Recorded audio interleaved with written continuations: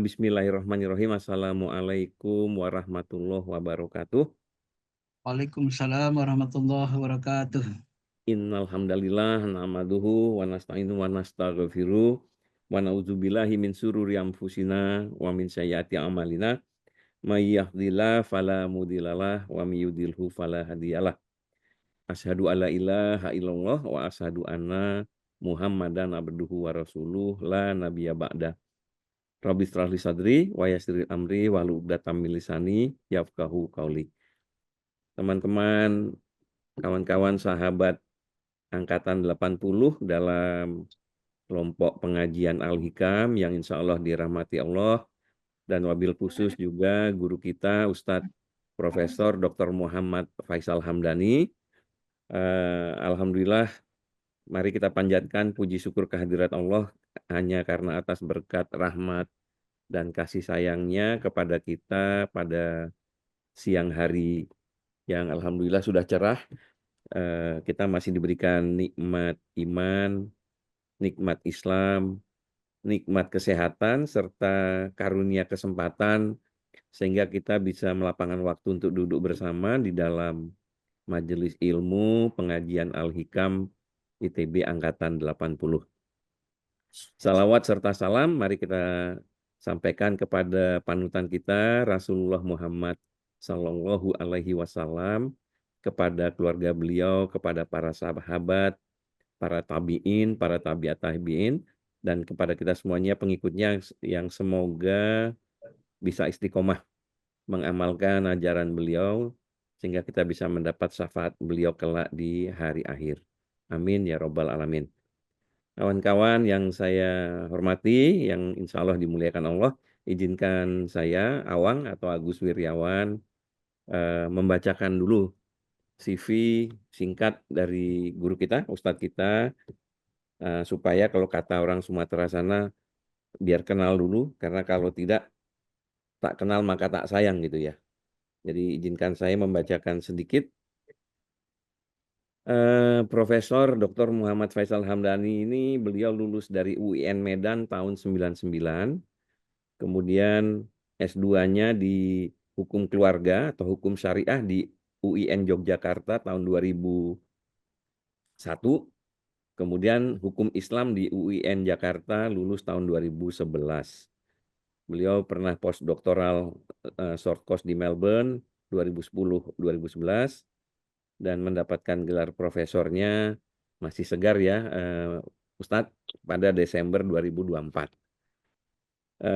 Profesi beliau dan keaktifan di lembaga-lembaga antara lain dosen tafsir fikih kontemporer sejak 2001 sampai sekarang di UIN Medan dan Jakarta, kemudian profesor fikih kontemporer, sekretaris bidang jurnal Asosiasi Dosen Peneliti Ilmu Agama dan Sosial sejak tahun 2022, Ketua Lembaga Dakwah Sakofah Islamiyah Ciputat sejak 2016, Sekjen Himpunan Mubalih Qori'ah dan Hafizah Jakarta 2006 sampai 2014, Sekretaris Lembaga Dewan Ulama Tarekat Sumatera Utara, dan Ketua Bidang Dakwah Dewan Ulama Tarekat sejak 2016.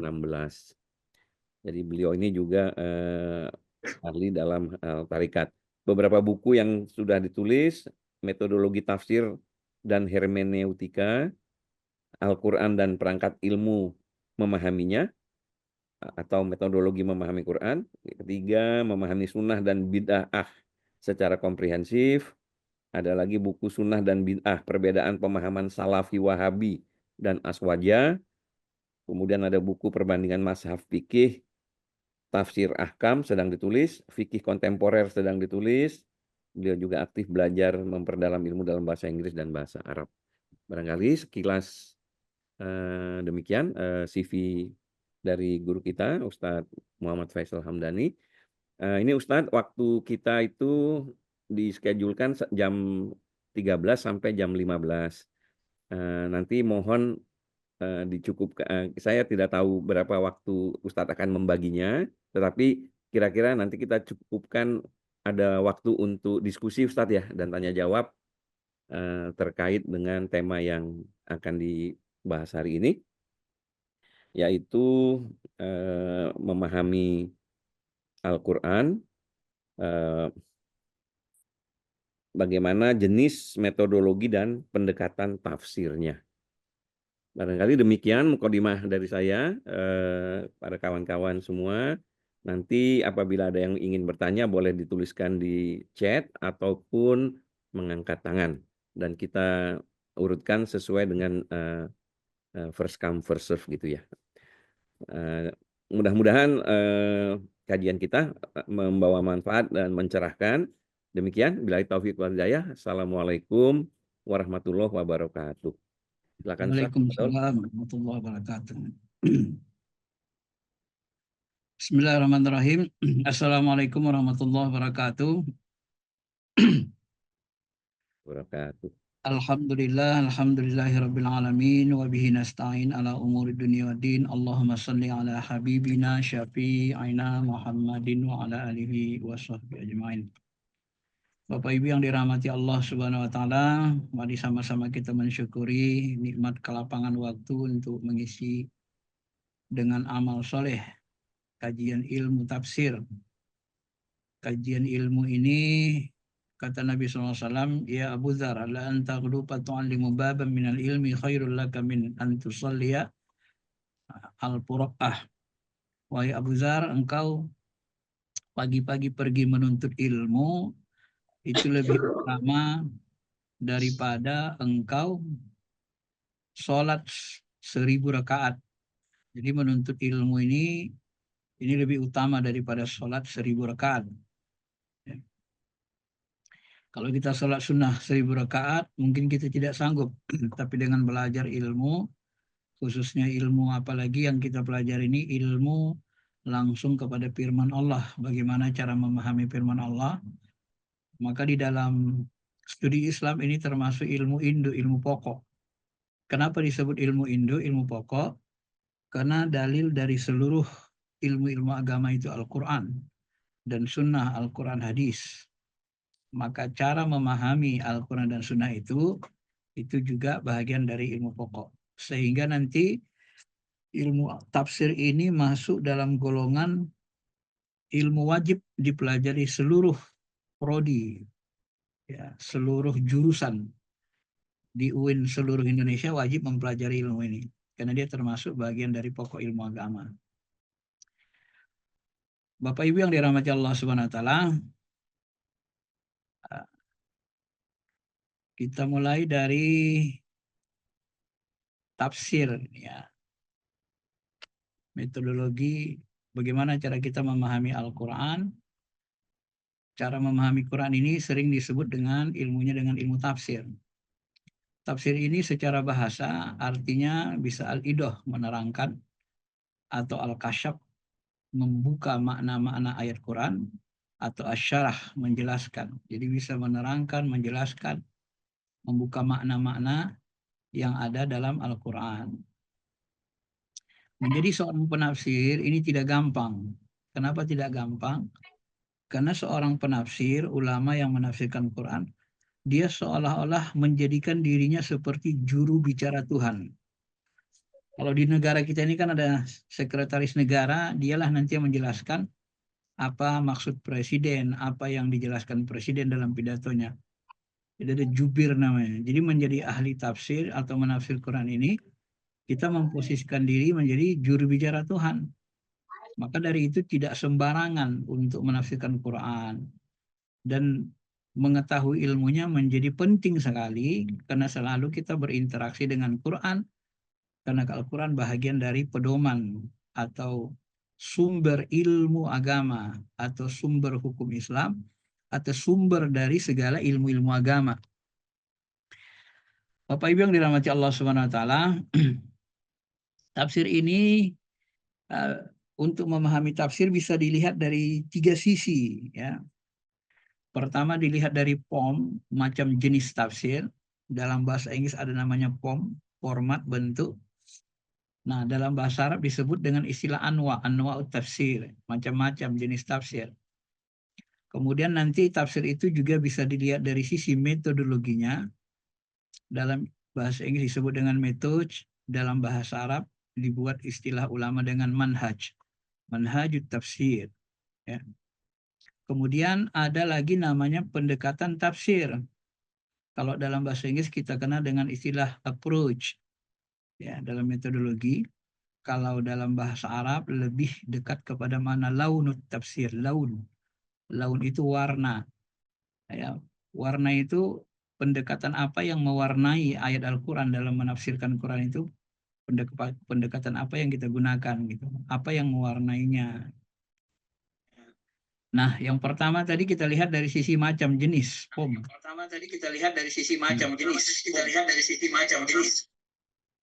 Nah, kalau dari sisi macam atau jenis tafsir atau naut tafsir, pertama tafsir itu ada yang disebut dengan tafsir bil ma'sur atau bil riwayah gitu ya. Yang kedua ada tafsir bil ra'yi, yang ketiga ada tafsir bil isyari. Ini ilmu tafsir dari dulu zaman sekarang hari ini juga dipakai model seperti ini. Bil riwayah, bil ra'yi, bil isyari. Kemudian dari sisi metodologi ada namanya metodologi tahlili. Ini tafsir klasik ya, metodologi tafsir klasik atau ulama salaf atau ulama-ulama tabi'in mereka di awal-awal menjelaskan begini metodologi tafsirnya. Tahlili ini rinci, ijmali secara garis besar saja global. Kemudian muqaron perbandingan. Ini tafsir klasik. Kalau kontemporer nanti di abad 19 muncul metodologi tafsir maudhu'i atau tematik. Ya.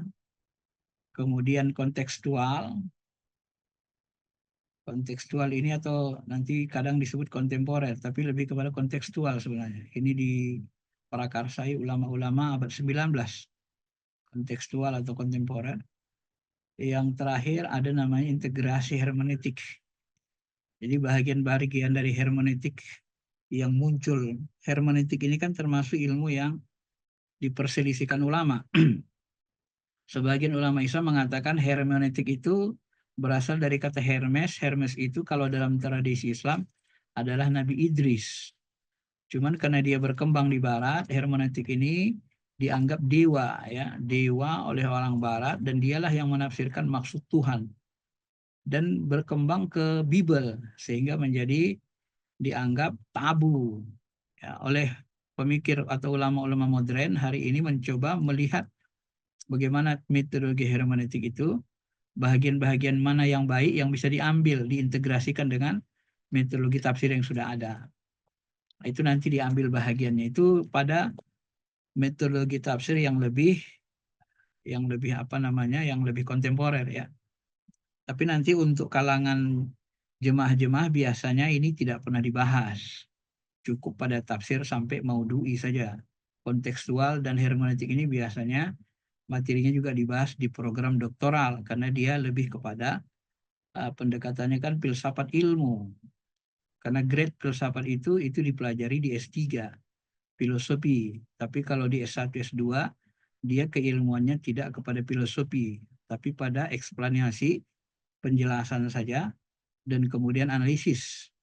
Kalau konseptor filosofi itu di program doktoral. Sehingga nanti ini jarang kedengaran di tengah-tengah masyarakat. Karena para ustadz juga para ulama tidak membahasnya di wilayah majelis taklim masyarakat biasa. Ya. Lebih kepada ilmu keagamaan yang lebih rinci atau lebih tinggi. Kemudian ada namanya approach, pendekatan. Saya lebih cenderung ulama menyebut istilah dengan bahasa Arab laun, warna. Kalau bahasa Arabnya yang dekat warna tafsir. Tafsir itu nanti bisa diwarnai oleh pendekatan keilmuan. Bisa saja nanti tafsir diwarnai oleh masalah ilmu fikih, karena ayat itu berkaitan dengan hukum Islam. Bisa cenderung ke falsafi karena bicara tentang misalnya ilmu ketuhanan, ilmu kalam. Bisa berbicara dengan adabi ijtimai, pendekatannya ini yang dilakukan Muhammad Abduh Rashid Ridho dalam tafsir Manar, dengan melihat konteks sosial masyarakat. Nah, di tafsir ini ada yang unik. Yang uniknya itu misalnya Muhammad Abduh mengharamkan poligami dengan alasan suami tidak akan bisa berlaku adil Beliau melihat konteks masyarakat Mesir. Ya, itu pembahasannya agak unik ya. Padahal ulama fikih semuanya menghalalkan poligami, tapi beliau mengharamkan. Kenapa? Karena syarat poligami adil. Sementara Tuhan mengatakan walan tastati wan ta'dilu abada. Sedangkan Tuhan mengatakan laki-laki itu manusia itu nggak bisa buat adil. Maka sebenarnya Tuhan ingin mengharamkan kata beliau. Tapi nanti perdebatannya panjang, tidak kita bahas. Tapi secara ringkasnya, yang dimaksud adil di situ bukan adil dalam hal cinta. Ya, dalam hal cinta tidak bisa tidak dimungkinkan karena cinta itu wilayah hati. Tapi adil dalam hal nafkah itu dimungkinkan. Kemudian tafsir bil ilmi. Tafsir bil ilmi ini dengan pendekatan ilmu scientific modern. Saya melihat tafsir bil ilmi ini di Indonesia ada namanya tafsir Salman ITB. Yaitu tafsir Juz Amma Juz 30. Salman ITB itu kan termasuk ya apa namanya kreatif. Ayat-ayat Quran itu ditafsirkan berdasarkan keilmuan modern. Nah, ini yang disebut dengan tafsir bil ilmi. Inilah yang disebut dengan pendekatan ilmiah modern. Ya. Tafsir Isyari ini pendekatan ilham dan seterusnya ya. Tergantung dengan perkembangan ilmu yang ada. Termasuk pendekatan ilmu kedokteran, bagaimana ayat-ayat kandungan dipahami dengan bantuan ilmu kedokteran gitu kan dan seterusnya. Bapak Ibu yang dirahmati Allah Subhanahu wa taala. Nah, kemudian kita mulai dari tafsir pertama yaitu jenis. Tadi kita lihat kan jenis macam tafsir. Yang pertama bil ma'sur atau biriwayah. Ma'sur ini berasal dari kata asar, artinya bekas. Bekas itu artinya riwayat. Riwayat-riwayat yang disampaikan oleh Nabi. Nah, dalam Islam, ilmu agama Islam, riwayat itu Al-Quran. Al-Quran itu lapas-lapasnya diriwayatkan dari sahabat. Ya, diambil dari Allah diturunkan ke Nabi SAW lewat Jibril. Kemudian diambil sahabat, diriwayatkan sahabat. Maka disebut dia dengan riwayat. Jadi menafsirkan Al-Quran itu dengan riwayat, yaitu dengan riwayat Al-Quran, atau menafsirkannya dengan hadis, hadis dari Nabi itu riwayat juga, atau dengan pendapat sahabat. Jadi kalau dia menafsirkan ayat Quran dengan ayat Quran, dengan hadis, dengan pendapat sahabat atau tabi'in, sebagian ulama menambahkannya, maka disebutlah dia dengan tafsir beriwayah. Ya, tafsir berdasarkan. Jadi bahasa sederhananya teks Al-Quran itu ditafsirkan dengan teks. Teks apa yang memahaminya, menafsirkannya teks Al-Quran juga, teks hadis, atau teks lapas bahasa sahabat. Maka disebut tafsir biriwayah. Nah, tafsir ini tentunya oleh sebagian ulama dianggapkan sangat dibutuhkan. Ya, karena nanti ada ayat-ayat Quran itu yang mirip satu sama lainnya, maka nanti ayat satu menafsirkan ayat lainnya. Kemudian ada nanti yang berkaitan dengan ayat hadis yang menjelaskan makna ayat. Itu penting. Secara logika, orang-orang yang paling paham tentang Al-Quran adalah orang-orang yang Al-Quran itu diturunkan kepada mereka, yaitu Nabi dan sahabat. Kalau bahasa lainnya, mereka adalah penafsir awal, penerima Al-Quran, jadi penafsir awal. Mereka lebih paham dalam konteks apa itu turun. Jadi kelebihannya di situ, Bapak Ibu yang dirahmati Allah. Jadi ketika kita menafsirkan Al-Quran berkaitan dengan penjelasan Nabi, kemudian dilihat asbabun nuzulnya, ayat itu turun dalam konteks apa gitu kan. Bicara tentang apa. Nah itu yang paling tahu kan Nabi dan sahabat. Nah, tak mungkin ayat itu turun-turun saja begitu. Banyak ayat Quran itu yang dia turun ada sebab turunnya gitu. Ada sebab atau ada peristiwa yang mengitari ayat itu. Ayat itu turun ada hal-hal yang mengitarinya. Ini bicara siapa ayat ini gitu. Bicara dalam konteks apa ayat ini. Nah, itu sering terjadi begitu. Nah, itu yang dipelajari dengan ilmu asbabun nuzul. Riwayat-riwayat yang berdasarkan asbabun nuzul itulah nanti salah satu kehebatan tafsir riwayat ini dianggap lebih akurat. Akurasinya lebih tinggi, tingkat kebenarannya. Maka dia mendapat peringkat yang pertama dalam hal penafsiran oleh ulama-ulama tafsir. Kemudian pendapat pemahaman sahabat dan tabi'in tadi sudah disebut. Nah, ini modelnya ya. Maka dianggap kelebihannya ini diyakini terhindar dari kesalahan, kekeliruan. Kenapa? Karena langsung Nabi yang menafsirkan. Ya. langsung penerima Al-Quran, langsung ibaratnya langsung Rasul ya, yang paling paham tentang Al-Quran itu kan Rasul SAW. Ya langsung beliau nafirin, makanya dianggap jauh dari kesesatan, kesalahan. Walaupun nanti dalam pemahaman yang lebih detail, ada nanti kita harus pahami tidak secara tekstual. Nah, nanti kita jelasin di dalam tafsir kontekstual. Kemudian pendapat atau memahami teks ini di atas petunjuk teks. Ini kelebihannya. Karena teks dijelaskan dengan teks juga. Ayat-ayat Quran, firman-firman Allah itu nanti satu dengan yang lainnya saling menjelaskan.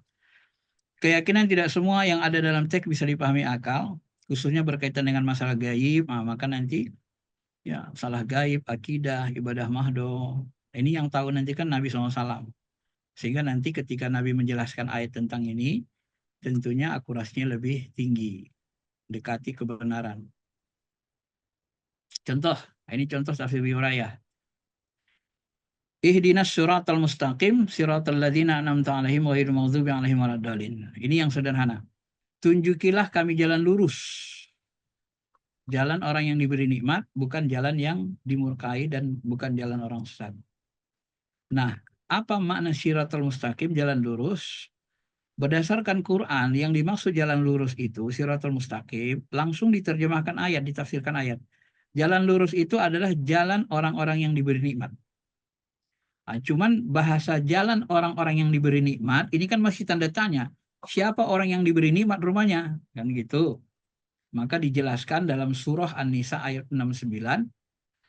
Wa may yuti'illah war rasul fa ulaika ma'al ladzina an'ama Allahu 'alaihim minan nabiyyin was-siddiqin wasyuhada'i was-sholihin. Siapa yang mentaati Allah dan Rasulnya, merekalah orang-orang yang bersama diberi nikmat oleh Allah. Siapa yang diberi nikmat oleh Allah?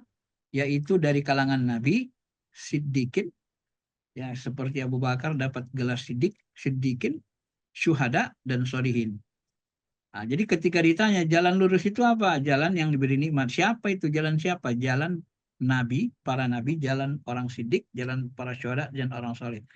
Jadi jalan yang lurus itu adalah jalan yang ditempuh para Nabi, para Siddiqin, syuhada, solihin, yaitu jalan yang mentaati Allah. Jadi ayat ini, karena dia berkaitan dengan ayat ini, ya, jalan orang yang diberi nikmat dan yang orang yang diberi nikmat oleh Allah adalah Nabi, Siddiqin, syuhada, dan solihin, maka ayat ini dipahami menafsirkan ayat yang ini. Gitu.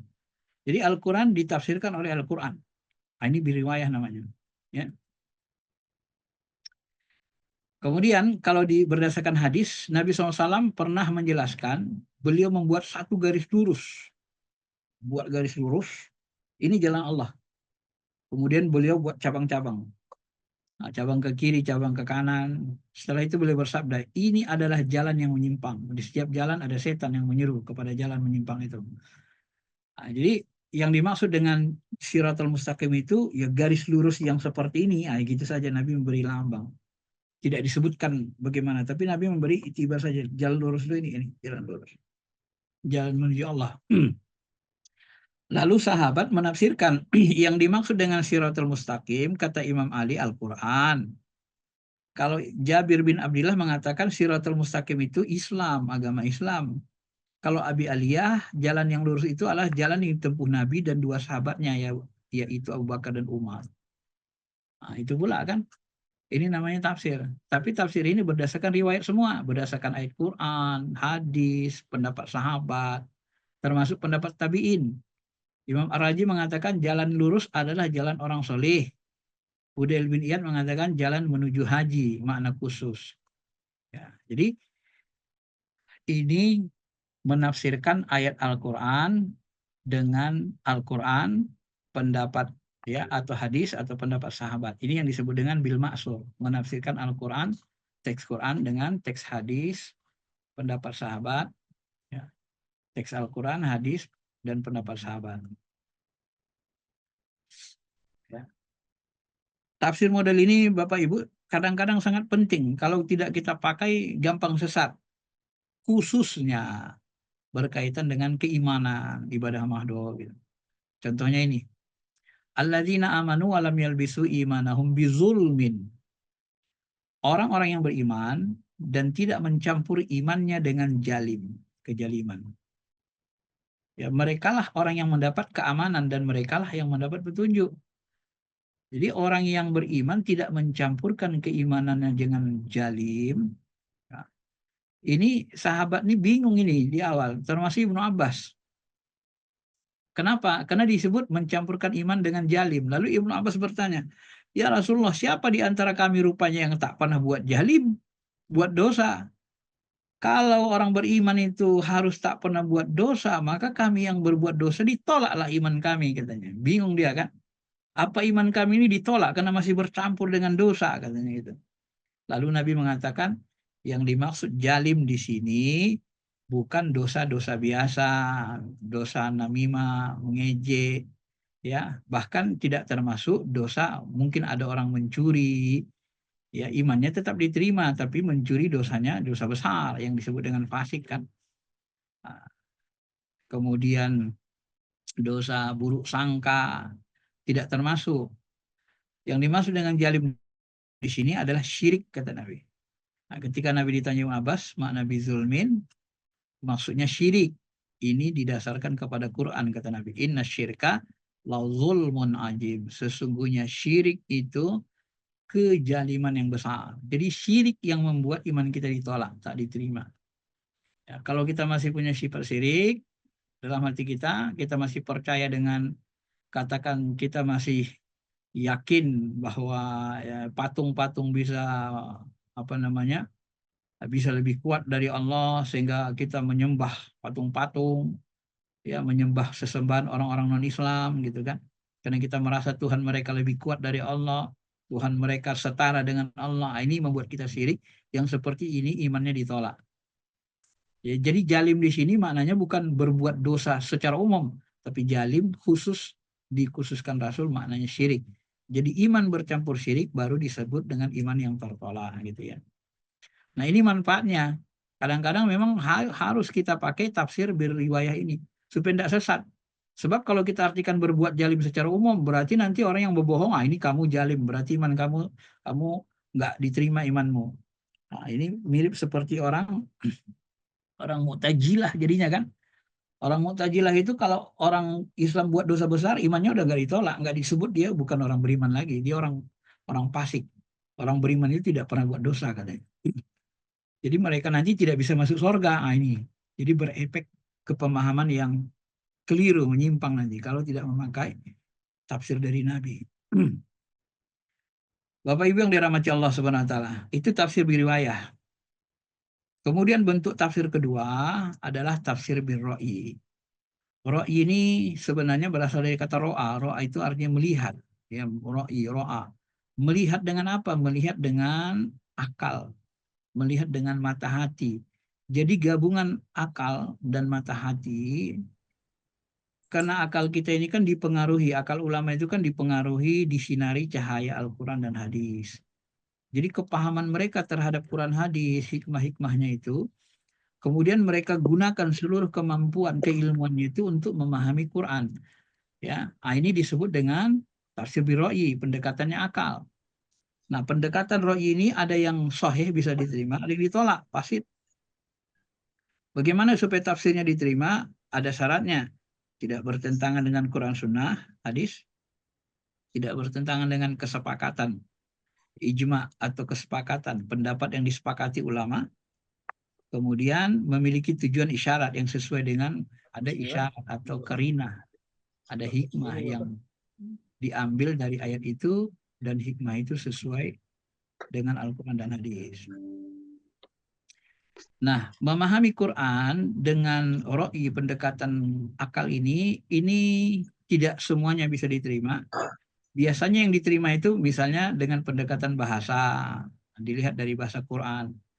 Maka ini kalau dalam hermeneutik kan ada namanya hermeneutik Schleiermacher. Schleiermacher itu memahami Quran lewat bahasa.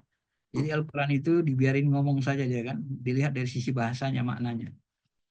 Nah, dalam tradisi tafsir dilihat apa maknanya, ma'ani, bayan, dilihat tata bahasanya. Kemudian pendekatan dengan munasabah. Nah, ini munasabah ini hubungan ayat dengan ayat, ini juga pendekatannya biroi. Dalam ulumul Quran, untuk memahami tafsir Quran ini Bapak Ibu, memahami Quran ada namanya ulumul Quran, ilmu-ilmu Quran. Ada ilmu asbabun nuzul, ada nasikh mansukh, ada ilmu qasas Quran, dan salah satu ulumul Quran itu ada namanya ilmu munasabah Al-Quran. Ini pendekatannya akliyah, ya ro'yu. Nah, ini yang diterima. Termasuk nanti penemuan sains modern. Nah, ini pendekatan keilmuan modern itu bisa diterima selama nanti dia tidak bertentangan dengan Al-Quran dan hadis, hadis-hadis sahih ya. Itu yang biroi al-mahmudah yang diterima. Contoh pendekatan bahasa, cara nafsirkan ayat. Iqra bismi rabbikal ladzi khalaq, khalaqal insana min alaq, iqra wa rabbukal akram. Jadi sini ada dua iqra nih. Iqra bismi rabbikal ladzi khalaq. Bacalah dengan nama Tuhanmu yang menciptakan manusia dari segumpal darah. Bacalah dengan nama Tuhanmu yang maha mulia. Nah, dari sisi bahasa, di sini kan nggak ada objeknya. Iqra. Ya, kalau disebut Iqra kitabak, baca kitabmu, ada objeknya. Tapi kalau disebut Iqra, bacalah. Yang mau dibaca apa? Kan nggak jelas. Nggak ada objeknya. Jadi di Indonesia yang paling terkenal tafsir menggunakan tafsir bahasa adalah tafsir Quraisy Shihab yang kita kenal dengan tafsir Al-Misbah.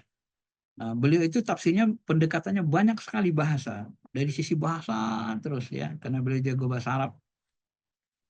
Nah, kata beliau dari sisi kaidah kebahasaan, kata ini tidak disebutkan objeknya membaca apa.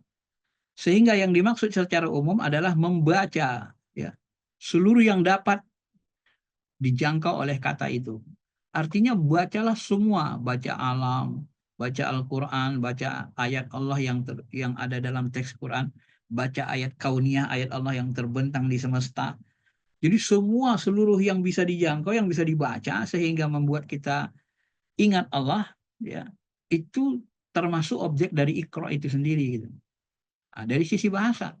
Jadi Allah menyuruh kita ya baca alam semesta, baca Al-Quran, baca semuanya yang membuat kita menjadi lebih dekat kepada Allah. Nah, itulah yang dimaksudkan makna Iqra dalam ayat ini. Apakah makna Iqra dalam ayat ini dikatakan Nabi seperti itu? Tidak, Nabi tidak menyebut begitu maknanya. Ya, tidak begitu menyebut maknanya. Dari mana kita tahu maknanya begitu? Dari bahasa. Karena Iqra di situ tidak menggunakan objek. Kalau nggak ada objeknya berarti umum. Semuanya boleh dibaca. Yang penting bisa mendekatkan diri kepada Allah. Bahkan ada yang mengatakan di sini Iqra, Iqra yang pertama buat Nabi, Iqra yang kedua ini buat umatnya. Bahkan nanti Al-Marori mengatakan penyebutan Iqra berulang ini mempunyai hikmah. Ilmu itu bisa tertanam di hati apabila dibaca berulang-ulang. Maka diulang-ulang Iqra, Iqra, Iqra. Ya. Kenapa disebut Iqra berulang? Sebab ilmu itu bisa lengket di hati kita kalau dibaca berulang-ulang. Rajin kita baca, diulang-ulang, lengket dia. Kalau malas, nggak lengket gitu ya. Ini menurut Al-Maghri. Dan tafsir seperti itu tidak dari Nabi, tidak dari sahabat, tapi dipahami secara bahasa. Ya. Pendekatannya akliyah, bahasa, ilmu bahasa. Bolehkah seperti itu? Boleh. Karena tafsir seperti ini kan tidak bertentangan dengan Quran hadis. Ya, tidak bertentangan. Walaupun tak ada dalam Quran hadis, tapi dia tidak menentang. Gitu. Makanya dalam bahasa logika itu, selama tidak bertentangan dengan Quran hadis, tidak ada masalah. Karena dia juga berdasarkan ilmu kan, ilmu bahasa gitu. Dan seterusnya, Iqra bismi rabbikal ladzi. Bismi, bismi itu apa artinya? Bi dalam ismi itu bismi. Dengan nama Allah. Bi itu artinya berkat. Karena orang Arab suka menyebut bismillah, bismi ujja, berkat lata ujja. Kemudian bisa diartikan juga dengan beserta. Artinya perbuatan kita diserta Allah. Bisa arti bi itu berkas, maksudnya tujuan. Jadi by di situ bismi, bacalah segala yang bermanfaat untuk keimanan, untuk kemanusiaan. Ya, dengan apa? Dengan tujuan, ya, dengan berkat Allah, dengan tujuan, ya, dengan disertai Allah, dengan zikrullah, dengan tujuan untuk beribadah, berbuat baik karena Allah. Jadi itu ada tiga. Berkat, kemudian dengan tujuan. Makanya nanti dalam hadis kan, siapa yang berbuat baik tanpa menyebut nama Allah, tanpa bismillah, tak membaca bismillah, maka terputuslah, hilanglah berkahnya. Nah, maka bismillah itu fungsinya kita ketika menyebut bismillahirrahmanirrahim, itu maknanya tiga. kita melakukan perbuatan itu untuk mendapatkan berkah dari Allah, kemudian kita melakukannya disertai Allah, kita melakukannya tujuannya niatnya karena Allah gitu ya. Itu dalam makna bismi. Itu secara bahasa. Apakah makna seperti itu dijelaskan Nabi? Tidak, tidak ada hadisnya seperti itu. Sahabat tidak juga. Dari mana itu tahu? Diambil dari makna bahasa, diteliti. Apakah boleh? Boleh-boleh saja. Karena dia berdasarkan ilmu. Ilmu apa? Ilmu bahasa. Ya. Nah, ini menafsirkan Al-Quran dengan ro'yu namanya. Boleh juga menafsirkan Quran dengan ro'yu dengan pendekatan ilmu modern. Nah, ini termasuk dalam masalah-masalah sosial. Saya contohkan. Wa'idul lahum mastata'tum min quwwah wa min ribatil khail turhibuna bi aduwallahu aduwakum dan seterusnya. Siapkanlah untuk menghadapi musuh-musuh kalian, ya, siap menghadapi mereka musuh-musuh manusia hari itu. Apa yang dipersiapkan? Kekuatan min quwwah. Apa saja yang kamu sanggup dan dari kuda-kuda yang ditambat untuk berperang. Ya, dengan itu kamu menggentarkan musuh dan musuhmu. Nah, di sini disebut siapkanlah apa yang kamu mampu dari kekuatan. Ketika sahabat bertanya, ya Rasulullah, apa ini maksud dengan kuah di sini? Kekuatan di sini adalah ar-rimayah, memanah. Jadi dalam hadis disebut kekuatan adalah memanah. Nah, karena Nabi SAW bicara kekuatan dalam konteks masa beliau hidup, kekuatan waktu itu yang paling hebat adalah membunuh jarak jauh, dan alat membunuh jarak jauh adalah memanah, dan memanah itu kemampuan yang paling hebat di masa perang, masa itu. Maka Nabi mengatakan kekuatan itu memanah. Maka disuruhlah sahabat-sahabat itu alimu auladakum birimaya wasibah. Ajari anak-anak kalian dari kecil udah jago mana. Jadi militer Nabi SAW ini sangat kuat karena dari kecil mereka sudah diajari memanah. Ya. Jadi ketika dewasa mereka perang, remaja, dewasa mereka sudah bisa membunuh musuh-musuh jarak jauh karena udah mahir mana. Rata-rata mahir memanah. Sehingga pasukan militer itu sangat kuat. Nah, kalau kita ambil ilmu modern saat ini, pendekatan ilmu modern namanya, apakah kekuatan di sini bisa kita tafsirkan memanah dan kekuatan juga dalam perang adalah kuda-kuda yang ditambat, pacuan kuda? Kalau dulu benar-benar kan? Karena alat tempur dulu panah sama kuda. Nah, kalau kita bawa dalam konteks hidup kita hari ini, apakah bisa kita pahami kekuatan yang paling kuat dalam perang adalah memanah dan pacuan kuda? Tentu ilmu pengetahuan modern tidak menerimanya secara akliyah. Nah, disinilah nanti dalam bahasa lainnya sebenarnya kita menafsirkan ayat-ayat Al-Quran berkaitan dengan sosial, bukan akidah, bukan ibadah. Nanti tafsirnya itu bisa berkembang. Ya, artinya tidak bisa kita hanya tekstual dengan bahasa Tuhan dan bahasa Nabi. Ya, tidak bisa kita katakan, oh iya ini kata-kata Nabi, kata-kata Rasul, ini kata-kata Allah yang paling kuat itu adalah memanah. Maka kita lengkapilah memanah dan kuda, kendaraan kuda untuk masyarakat Palestina untuk melawan bom-bom atau rudal-rudal Israel. Nah, masuk akal nggak? Bisa nggak mereka menang dengan kuda dan panah? Nggak bisa. Nah, walaupun Tuhan mengatakan, walaupun Nabi mengatakan, nah disinilah sebenarnya bagi orang yang sudah belajar metodologi tafsir, nanti pemikirnya tidak saklek, tidak buntu, tidak sempit. Apa kata Allah ya harus begitu? Nggak bisa begitu. Ternyata ada juga ayat-ayat itu yang tidak bisa dipahami secara tekstual, tapi harus dipahami kontekstual. Ini juga contoh dari tafsir kontekstual nanti, tafsir modern ya. Maka kalau kita bawa ke dalam konteks modern, sains teknologi hari ini, ya kekuatan hari ini ya bisa diartikan sains teknologi atau kekuatan ekonomi juga, termasuk menguasai informasi kan. Kalau kita memiliki sains teknologi yang tinggi, ekonomi kuat dan menguasai informasi, maka kita bisa menaklukkan negara manapun kan gitu kan kekuatan. Nah, kalau dalam perang di darat ada tank, ini yang paling kuat, tank, nuklir, rudal. Ah, rudal ini kan ganti panah. Ya, kalau di laut ada kapal induk, kapal selam, kapal perang. Kalau di udara ada pesawat tempur, jet dan seterusnya. Nah, ini yang paling kuat. Dan ini tidak bisa ditukar dengan kuda, digantikan dengan kuda untuk konteks hari ini gitu. Nah, ini harus paham kita cara menafsirkan Quran ini, enggak gini kan? Ini kalau kita dasarkan kepada ilmu modern ya. Bapak Ibu yang dirahmati Allah, kemudian ada bentuk tafsir yang ketiga, namanya tafsir bil isyari. Bil isyari ini lewat pendekatan ilham, spiritual namanya ya. Nah, ini melihat hikmah tujuan nas, ada nanti kasyaf, ilham, penampakan penangkapan gaib, petunjuk dari Allah. Ini boleh dipakai selama tidak bertentangan dengan zahir ayat, ada didukung oleh syariat, ada ayat atau hadis pendukungnya yang mendekat-dekati maknanya, tidak bertentangan dengan nas Al-Quran hadis, tidak mengandung penyelewengan dari susunan kalimat lapas-lapas Quran. Imam Ibn Athaillah menjelaskan ya, dikutip Imam Suyuti, syarat-syarat untuk diterimanya tafsir bil isyar ini dengan ilham. Contohnya Abu Bakar. Abu Bakar ini dia punya firasat, punya ilmu yang dihunjam ke hatinya. Misalnya, Joharal fasadu fil bari wal bahri bima kasabat aidin nas. Telah tampak kerusakan di laut, di darat, dan di lautan disebabkan perbuatan manusia. Sehingga Allah mendatangkan sebahagian azabnya bagi karena perbuatan-perbuatan manusia supaya mereka yarjiun kembali tobat. Abu Bakar memahami barbar di sini artinya daratan, lautan, bahar. Jadi kerusakan di daratan dan di lautan. Nah, Abu Bakar Siddiq mengatakan yang dimaksud dengan bar di situ daratan tulisan, sedangkan al-bahar lautan itu namanya hati.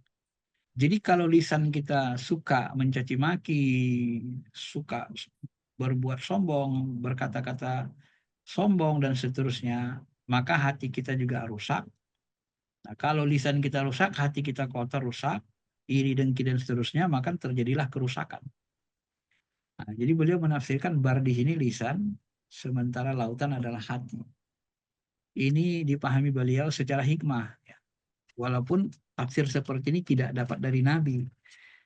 Apakah tafsir ini bisa diterima? Ya secara akliyah bisa saja, nggak ada masalah kan. Kenapa? Tidak ada pertentangan. Ya kalau lisan kita rusak, hati kita rusak, ya terjadi kerusakan di muka bumi kan. Ya orang saling serang, saling caci maki, saling ngejek, ya rusak bumi. Saling dengki, saling hasut, saling sombong, yang rusak bumi kan. Susah lautan, lautan rusak, bumi pun rusak gitu. Ini kalau dipahami secara mana tidak ada permasalahan di situ ya. Ini tafsir bil isyari namanya. Tafsir bil isyari yang lain yang dimiliki Abu Bakar misalnya turun ayat ini, al-yauma akmaltu lakum dinakum wa atmamtu alaikum nikmati wa raditu lakumul Islam. Hari ini telah kusempurnakan agamamu, kucukupkan nikmatku kepadamu, dan aku rela, aku ridho Islam menjadi agamamu. Jadi ketika ayat ini turun, Al-Quran disempurnakan Allah syariat, agama Islam, nikmat disempurnakan, Allah sudah ridho Islam agama kita. Ini merata seluruh sahabat ini bersuka cita. Senang sekali diturunkan ini. Semuanya senang gembira. Ternyata Abu Bakar punya firasat yang berbeda. Ketika ayat ini turun, dia menangis. Dia malah sedih. Di tengah orang senang gembira, dia sedih sendiri. Gitu kan. Makanya ketika turun ini, dia menangis sejadi-jadinya. Sedih dia di tengah-tengah sahabat yang sedang gembira. Loh, kok bisa kayak gitu? Ketika ditanya sama Abu Bakar, kenapa kamu menangis katanya? Kok kita gembira, kamu malah sedih nangis? Maka kata Abu Bakar, dia punya tafsir sendiri ayat ini. Sesuatu yang sudah sempurna, dia akan kembali ke awal. Ayat ini menjadi isyarat bahwa tugas Rasulullah sudah selesai dan beliau akan wafat meninggalkan kita. Makanya aku menangis. Jadi ayat ini ditafsirkan, ditakwil oleh Abu Bakar. Ini ayat ini petunjuk bahwa Allah, tugas Nabi sudah selesai, bahwa Allah akan memanggil Nabi SAW, akan mewafatkan Nabi. Maka ini dimaksud salah satu ayat yang paling terakhir turun. Tidak lama sesudah ayat ini memang Nabi SAW meninggal dunia kan. Kan ini masa haji wada, Fatul Mekah. Sekitar 1 tahun, ya tahun ke-10 maka Nabi SAW wafat.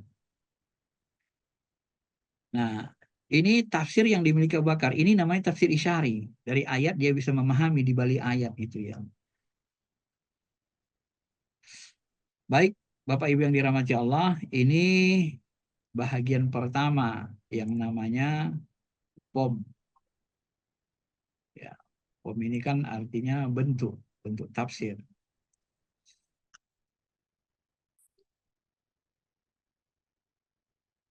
Kemudian bagian kedua, ya, ini sudah 45 menit ya. Ini masih sanggup ini Bapak Ibu? Masih kuat nih? Bagaimana kawan-kawan? Masih kuat? Lanjut, Pak Ustadz. Alhamdulillah. Izin itu ada yang bertanya di chat. Atau kita break tanya jawab? Boleh, kita break dulu, tapi nanti lanjutkan juga bagian keduanya Ustadz ya. Mungkin Ya, boleh silakan. disela ini, silakan. Saya bacakan ya. Dari Mas Urip. Izin bertanya Ustadz Prof. Faisal, bagaimana memahami Al-Quran berdasarkan praktek di Indonesia, di mana ada beberapa tafsir dan mazhab. Mana yang patut saya ikuti dalam rangka saya mengarahkan diri sendiri yang sudah lansia ini, juga untuk membimbing istri anak cucu. Contohnya saya agak galau ketika beda masjid, beda kota, kapan sholat subuh dengan doa kunut, kapan tidak. Kapan pakai bismillah saat jadi imam, kapan tidak. Nah, saya merasakan prakteknya yang saya temui di sekitar kita cenderung ke pendekatan tafsir Al-Isari. Penuh simbol namun wali songo kental dengan tasawuf. Benarkah demikian?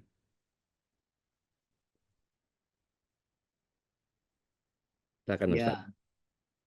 Ya, ini bagaimana memahami Quran berdasarkan praktek di Indonesia ya. Banyak tafsir, mazhab, mana yang mau diikuti. Nah, ini ada galau, beda masjid, beda kota, kapan sholat subuh, ya, doa kunut, ya, termasuk kapan baca pakai bismillah. Bapak Ibu yang dirahmati Allah, nah, apa yang kita pelajari hari ini sebenarnya untuk memberi kita kepahaman supaya kita, kalau dalam bahasa Quran itu kan ada wala taqfu ma laisa laka bihi ilmin. Jangan kamu mengikuti sesuatu yang kamu tidak punya ilmu tentangnya. Artinya apa? Dalam beragama ini sebaiknya kita berilmu. Ya, kalau bahasa Allah sebenarnya bukan berdalil, berilmu. Karena tahu dalil belum tentu tahu ilmu tentang dalil itu gitu. Cuman kita sekarang kan ilmu itu dianggap mana dalilnya kan gitu kan. Ada nggak dalilnya? Sebenarnya dalil itu bahagian dari sumber ilmu. Ya. Banyak orang sesat dia pakai dalil, tapi dia tidak pakai ilmu yang benar. Banyak juga. Contoh, Ahmad Musodik, dia menyebut dirinya nabi. Dia ada dalilnya dalam Quran. Kata dia, Al-Quran menyebut bahwa dia nabi akhir zaman. Mim ba'dihi ismuhu Ahmad. Nanti akan diutus sesudah Nabi Isa, namanya Nabi Ahmad. Maka dia bilang, namaku Nabi Ahmad. Ahmad. Tugasnya apa? Musaddiqal lima baina yadaihi. Membenarkan kitab-kitab sebelumnya. Maka Ahmad Musodik ini dia benarkan seluruh kitab. Tripitaka, Injil, ya kitab, semua dibenarinya kitab-kitab suci di luar Islam. Nah, kenapa? Karena anggapan dia tugas Nabi Ahmad itu membenarkan kitab sebelumnya. Nah, ada nggak dalil dia Nabi Ahmad dan Ahmad itu tugasnya membenarkan? Ada, tapi yang dimaksud di situ bukan Ahmad Musodik, itu Nabi Muhammad SAW kan gitu. Nah, ini dia pakai dalil tapi tak berilmu, menyimpang dari kebenaran namanya. Maka Allah membahasakan wala taqfu ma laysa laka bihi ilmin. Jangan kamu mengikuti sesuatu yang kamu nggak punya ilmu. Ya, salah satu sumber ilmu dalil.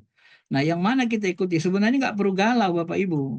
Ya, kalau sholat subuh itu tergantung letaknya. Kita Indonesia dengan Mekah itu selisihnya sekian jam, 4 jam. Dengan Australia, dengan Amerika juga ada selisih beberapa jam. Nah, jadi kita tidak perlu galau. Mana yang kita ikuti? Ya, yang kita ikuti tempat yang di mana kita tinggal. Kalau sudah azan di situ, ya sudah di situlah sholatnya gitu. Mengikuti sholat setempat ya. Apakah pakai kunut atau tidak? Nah, masalah kunut atau tidak ini nanti kembalikan kepada ilmu hukum Islam. Karena sholat ini, tata cara sholat ini adanya di ilmu fikih namanya, fikih mazhab.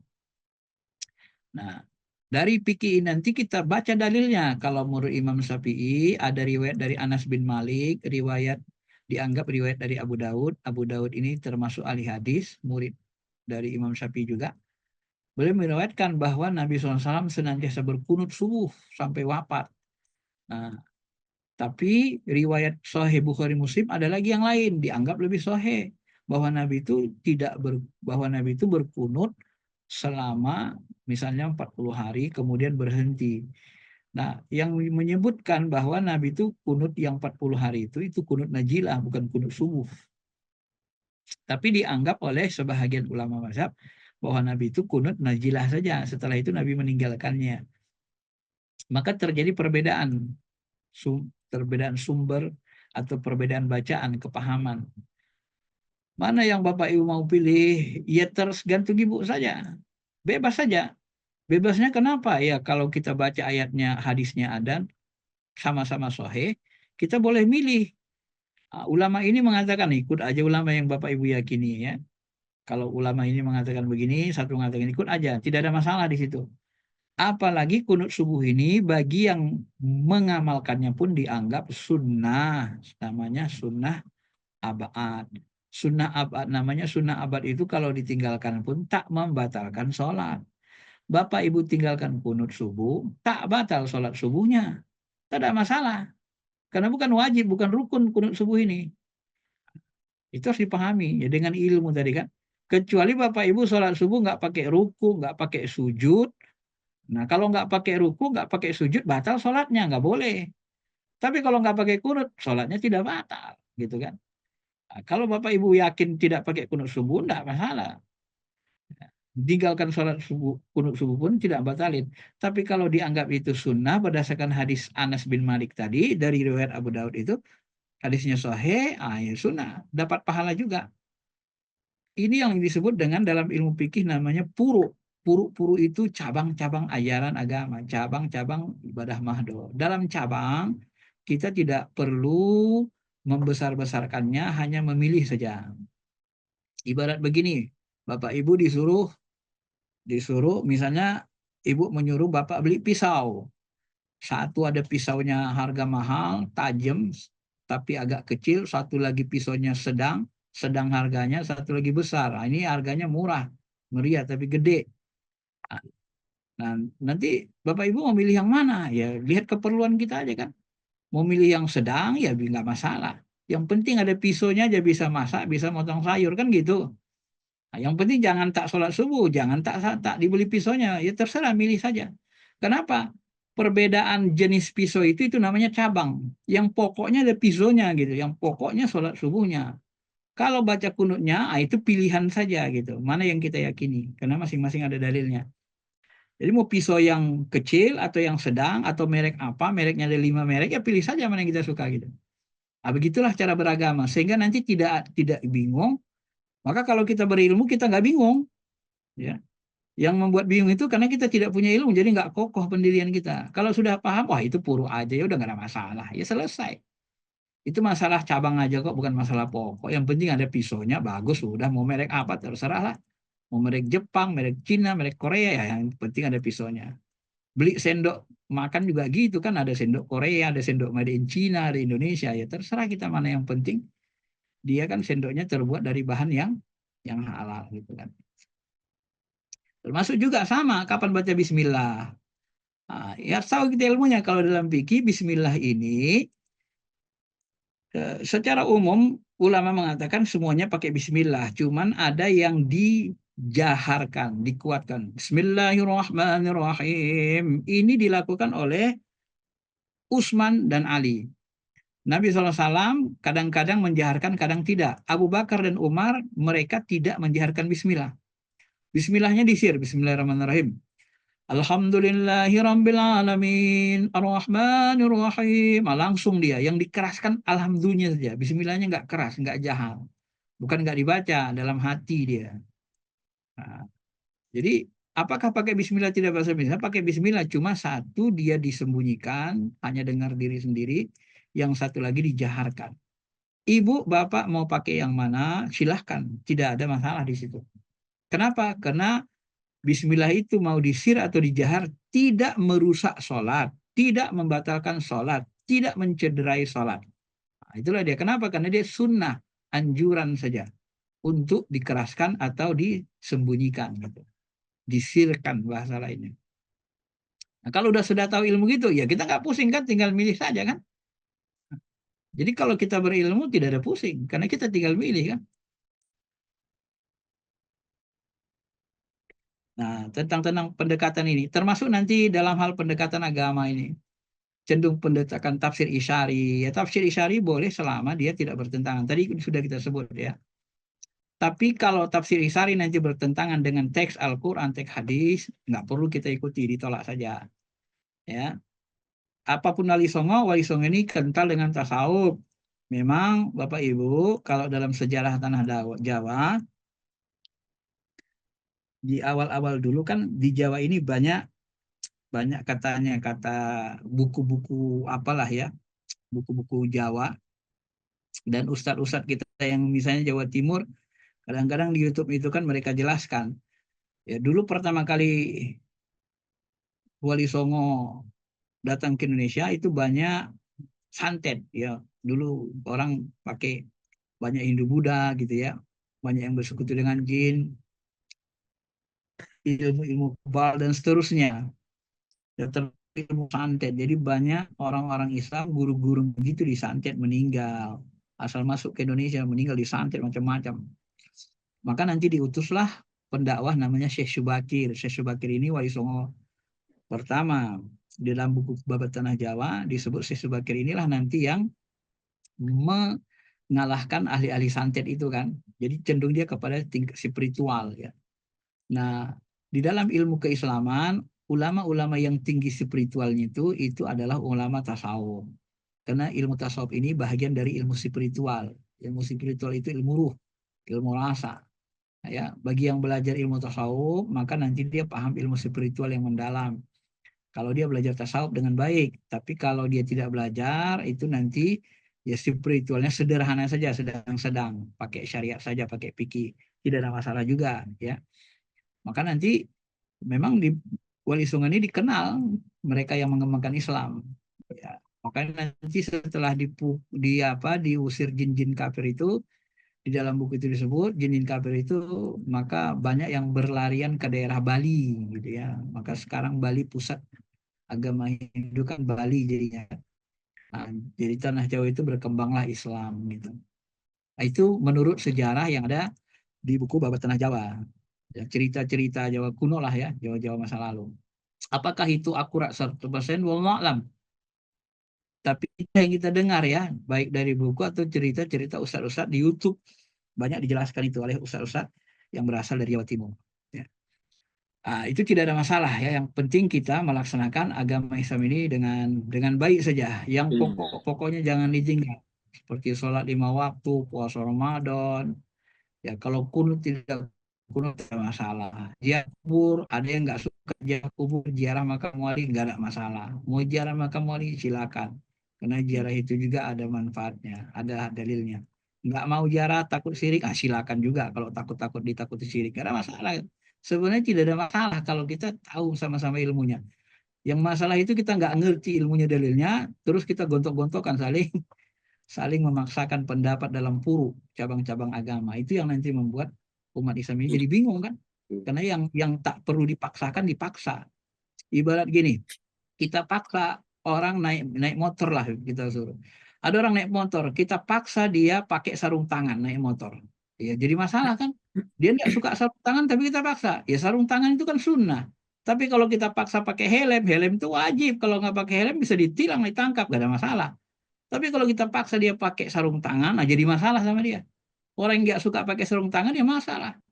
Termasuk masker, kita wajibkan masker sama dia, kita paksa pakai masker. Marah dia, yang nggak suka pakai masker, marah dia kan. Nah itulah perumpamaannya dalam beragama, kehidupan sosial pun begitu Bapak Ibu. Kehidupan agama pun begitu, dalam hal puru tidak boleh dipaksa-paksa. Karena sifatnya anjuran kan. Kalau anjuran itu, ya kita boleh milih menggunakannya atau tidak menggunakannya, memakainya atau tidak memakainya. Baik, sekira itu saja penjelasannya agak panjang lebar. Barangkali ada teman-teman yang ingin melanjutkan bertanya atau menambahkan. Mas Urip, apakah sudah memuaskan? Terima kasih. Barakallah Ustaz. Jelas, sangat jelas. Kalau misalnya berkenan, Ustadz boleh meneruskan dengan bagian kedua. Nanti kita lihat waktunya. Kalau ada yang menyela bertanya lagi, mungkin Ustadz berkenan juga menjawabnya juga. Silakan Ustadz. Baik, tadi bagian A itu bentuk tafsir, laun, bentuk warnanya, bentuk tafsirnya ya, bukan warna, bentuknya, macamnya. Kemudian manhaj ini dalam bahasa kita metodologi.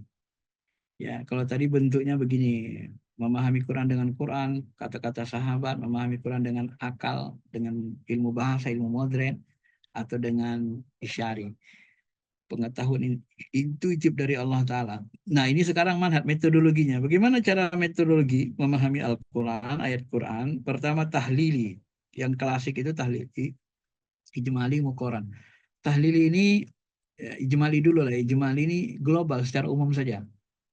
Ya, ijmali ini membahas ayat sesuai dengan urutannya, tercantum dalam mushaf. Kemudian menjelaskan arti global saja, secara umum saja. Maksud ayat ini apa? Dan bahasanya sederhana, lugas. Nah, ini saya ambil contoh tafsir ijmali, tafsir Jalalain. Alhamdulillah ini jumlatul khabariyah. Nah, ini disebutkan, ini jumlah khabariyah, ya kalimat ya dalam bahasa Arab. Qasdu biasana dimaksudkan adalah untuk memuji Allah Subhanahu wa taala. Bahwasanya Allah Subhanahu wa taala itu ya ala annahu ta'ala maliku jilyamil. Allah taala pemilik seluruh pujian itu, ya. Yang memiliki seluruh pujian yang berhak dipuji itu Allah Ta'ala.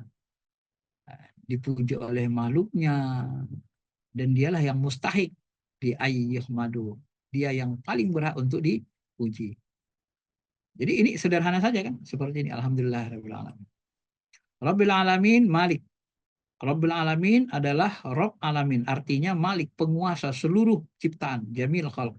Baik manusia, jin, malaikat, ya, termasuk dawab, binatang, tumbuh-tumbuhan dan lainnya. Wa kullu min hayatul alaihi alam. Semuanya itu dimiliki Allah mutlak ya, dikuasai Allah Subhanahu wa taala. Allah yang menciptakannya. Jadi ini menafsirkannya secara ringkas begini aja gitu ya. Ini disebut ijmali, tafsir Jalalain contohnya. Nah, ada nanti tafsirnya lebih rinci, menafsirkan ayat secara rinci. Dilihat sisi bahasanya, i'rabnya, asbabun nuzulnya, nasir mansuhnya, kandungan hukum ayat, pendapat-pendapat ulama, baik dari sisi riwayat, akliyahnya, ditafsirkan secara rinci. Misalnya ini, tafsir Ahkam Al-Qurtubi. Nah, ketika dia membahas Bismillahirrahmanirrahim, dia membahas Bismillahirrahmanirrahim rinci. Wa fihi sab'a masail. Ya.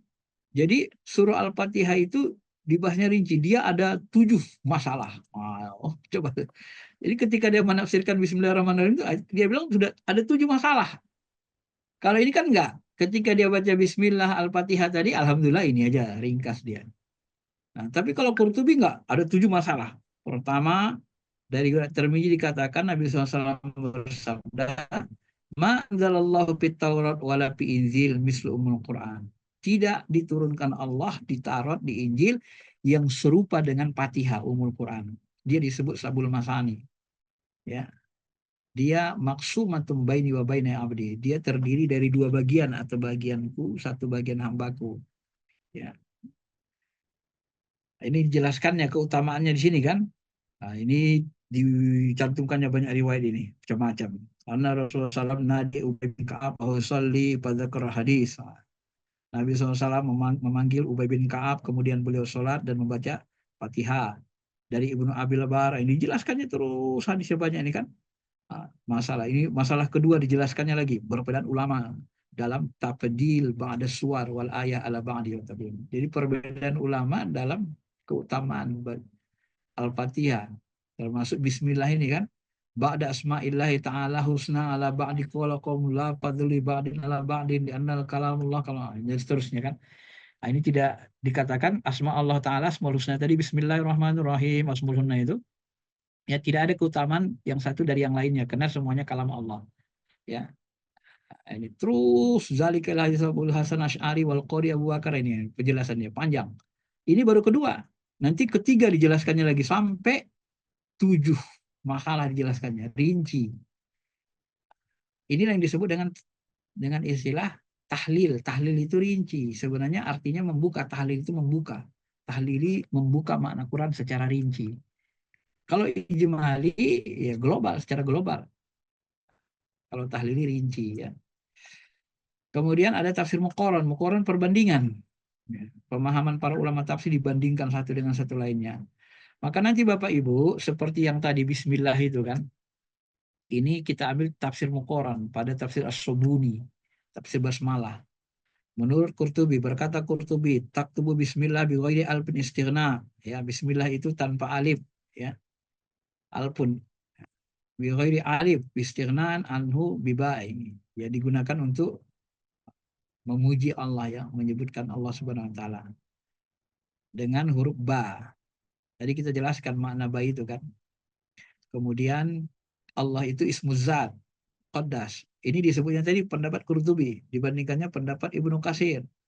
Allah alama ala Rabbi tabaraka ta'ala wa yaqulu innahu ismul azam. Ibnu Katsir mengatakan lapas Allah ini ismul azam. Sementara Qurtubi mengatakan lapas Allah dalam bismillah itu ismuz zat, nama zatnya. Ya, zatnya yang suci. Dia punya lagi pendapat Ibnu Jauzi. Ini muqaran namanya. Ikhtilaful ulama fi ismillah huwa Allah. Ulama beda pendapat tentang nama Allah. Itu nama Allah. Ada yang mengatakan nama Allah itu Allah, ya. Allah itu innahu mustaq wa qala al-akhir innahu ilmul laisa bimustaq. Ada yang mengatakan lafaz Allah itu mustaq, berasal dari kata ilah apa dan seterusnya, pecahan kata namanya. Ada yang mengatakan Allah itu tidak pecahan kata dari kata apapun. Ini diriwayatkan ada dari Khalil, ada 2 riwayat. Ya, ada yang mustaq, yang kedua mengatakan tidak mustaq. Laisa mustaq, yang kedua mengatakan mustaq, yang pertama tidak mustaq. Mustaq itu pecahan kata atau derivatif dalam bahasa Indonesia. Nah, jadi ini perbandingan pendapat ulama kan. Ini muqaran, perbandingan. Termasuk bismillah tadi yang ditanyakan Ibu tadi atau Bapak tadi kan ada nanya pakai bismillah atau tidak. Ah, itu tadi. Kalau dalam mazhab Syafi'i bismillah itu bahagian dari Al-Qur'an, bahagian dari Al-Fatihah. Maka dia dijaharkan Bismillahirrahmanirrahim. Kalau Imam Hanafi mengatakan bismillah itu tidak bagian dari Quran. Bismillah itu adalah disebut surah Alhamdu. Maka diawali dengan Alhamdulillahirrabbilalamin Ar-Rahmanirrahim. Tapi kan dia 7 surah. Mana 7 surahnya? Kalau dari Alhamdulillahirrabbilalamin berarti masih 6. Dia harus ada bismillah baru menjadi 7. Sabul Masani. Oh, ya, ayat ke-7-nya beda. Yang Alhamdulillahirrabbilalamin ayat ke-7-nya itu dari ghairil maghdubi alaihim dhalin. Nah, itu ayat sebelumnya ke-6 dipelah dia. Tapi Ustaz Usmani bismillah itu ayat pertama. Siratal ladzina an'amta alaihim maghdubi alaihim waladdallin ayat ke-7. Nah, tapi bagi yang mengatakan dari Alhamdu ayat ke-7-nya ghairil maghdubi alaihim waladdallin. Alladzina an'amta alaihim ayat ke-6. Ghairil maghdubi alaihim waladdallin ayat ke-7. Nah, itu perbedaan. Jadi kalau dibahas tafsir itu dengan perbedaan imam mazhab, perbedaan pendapat ulama, inilah yang disebut tafsir muqaran. Contohnya tafsir Subuni ya. Ini tafsir ulama Mesir, tafsir ahkamnya. Itu jenis muqaran. Jadi metodologi. Jadi metodologinya ada yang global, ijmali, ada yang rinci, ada yang muqaran.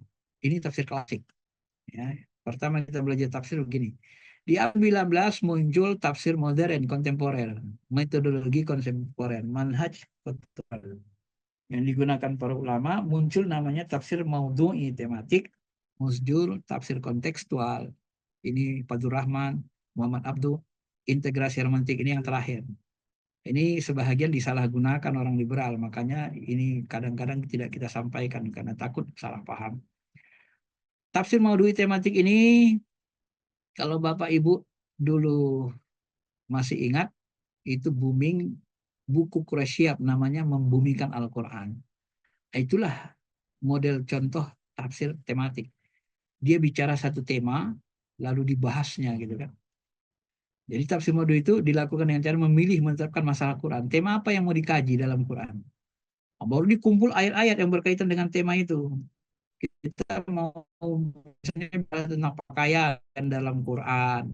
Oh, kita bahas ayat tentang pakaian, tafsirnya, asbabun nuzulnya, itu tematik. Namanya kita membahas tema, kan tema. Ulama yang pertama kali memprakarsa ini Abul Hayy Al-Parmawi, ulama Mesir juga, ya, tematik ini. Kalau di Indonesia dulu itulah membumikan Quran, yang booming punya Quraisy Shihab. Di awal-awal umat Islam Indonesia sangat suka dengan tafsir Quran, ya. Ini metodologinya, caranya, ya.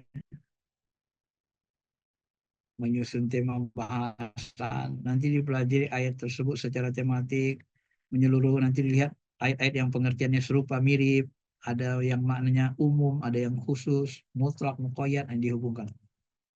Nah, ini rinci juga termasuk tematik ini, ya. Tapi tematik ini nanti mengandalkan tafsir ayat dengan ayat, karena dia tema Quran, ya. Jadi lebih kepada tafsir biriwayah yang tadi. Dari segi POM dia cenderung kepada biriwayah. Baru yang terakhir tafsir. Nah, ini contohnya, contoh tafsir Maudhu'i misalnya. Ini sederhana, saya ambil contoh sederhana. Fatalaqa Adam min rabbi kalimatin fataba alaihi innahu at-tawwabur rahim. Kemudian Adam menerima beberapa kalimat dari Tuhannya, dia pun menerima tobatnya. Jadi tobatnya Nabi Adam, kita kumpul tentang ayat-ayat tentang tobatnya Nabi Adam. Kata Allah, dia Adam ini menerima beberapa kalimat dari Tuhannya. Berarti Adam itu kan menerima beberapa kalimat. Loh, pertanyaan kita, kalimat apa yang diucapkan Nabi Adam itu ketika dia bertobat? Ternyata ada dalam ayat lain ini, Al-A'raf 23.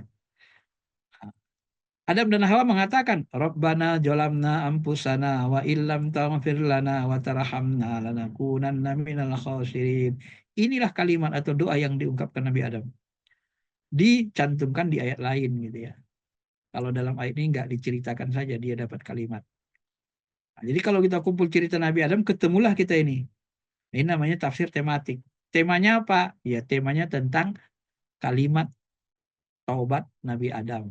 Ketemulah kita ketika kita kumpul ayat cerita tentang Nabi Adam. Ini yang tafsir Maudhu'i secara tematik yang lebih sederhana, ya. Kemudian ada namanya tafsir kontekstual atau kontemporer. Ya, tafsir kontekstual ini atau kontemporer ini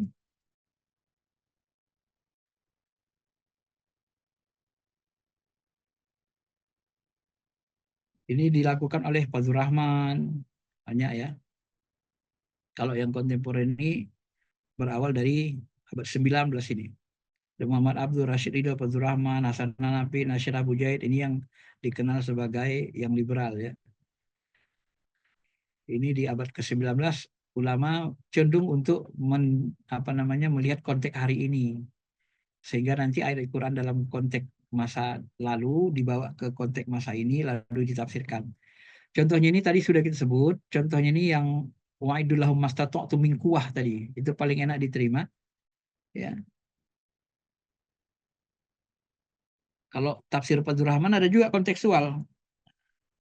Tapi kalau saya kasih contohnya panjang lagi nanti. Misalnya tentang ayat tentang budak. Kalau saya tanya, Bapak Ibu, bagaimana menurut Bapak Ibu? Perbudakan itu boleh nggak dalam Islam? Boleh nggak kita menjadikan manusia sebagai budak? Kalau kita haramkan, Nabi SAW punya budak, sahabat punya budak. Apa mungkin Nabi SAW melakukan dosa, memperbudak manusia? Kan begitu. Nah, dalam fikih itu ada bab budak, kan? Dibedakan dengan bab al-hur, orang-orang yang merdeka. Kalau kita halalkan perbudakan, nah, apakah negara kita dunia menerima perbudakan sampai hari ini? Boleh nggak kita menjadikan orang lain budak? Nggak boleh, kan? Negara kita melarang, mana boleh manusia jadikan budak lagi. Jadi orang sekarang itu cenderung mengharamkan perbudakan. Tapi konteks masa lalu itu ternyata budak itu ada. Nabi punya budak, sahabat punya budak, dan seterusnya. Nah, makanya bagaimana kita memahami budak ini dalam Quran? Boleh nggak? Nah, itulah perlunya tafsir kontekstual yang dilakukan oleh Fazlur Rahman misalnya. Ya, itu panjang ceritanya. Ada cara menjelaskannya. Intinya bahwasanya Al-Quran itu sebenarnya melarang perbudakan. Kenapa Nabi dan sahabat punya budak? Karena konteks masa lalu itu hukum internasional, siapa yang kalah perang maka mereka jadi budak. Itu sudah adat internasional. Kalah perang jadi budak, kalah perang jadi budak. Nah, tetapi Islam itu datang untuk menghapus perbudakan. Fakku rokobah itu dihapuskan perbudakan pelan-pelan. Nah, dari situ kita pahami Al-Quran dan hadis itu tidak pernah memerintahkan perbudakan. Yang ada Al-Quran dan Sunnah itu menghilangkan perbudakan bertahap sampai nanti hilang. Total di tanah Arab tidak ada lagi perbudakan. Itu bertanda bahwa sebenarnya Quran Sunnah itu melarang perbudakan, tetapi cara menghilangkannya bertahap. Itu namanya tafsir kontekstual. Ya. Ketika kita mengumpul ayat-ayat tentang budak. Integrasi tafsir dengan hermeneutik, ini nanti cenderung kepada ada yang baik-baik dari hermeneutik, seperti dialektika teks dan konteks. Nah ini juga nanti kalau kita bahas panjang, ya ringkasnya lebih kepada misalnya minum khamar itu kan haramnya khamar itu kan bertahap. Nah itu kan Tuhan, artinya Tuhan melihat konteks masyarakat masa lalu, tak bisa langsung diharamkan gitu. Tapi bertahap mengharamkannya. Bertahapnya Allah mengharamkan khamar itu namanya terjadinya dialektika antara teks ya, bahasa Quran dengan konteks kehidupan masyarakat sahabat. Jadi sahabat itu Allah Subhanahu wa taala mengharamkan khamar itu bertahap karena melihat keadaan masyarakat juga. Karena masyarakat dulu memang sudah terbiasa minum khamar kan.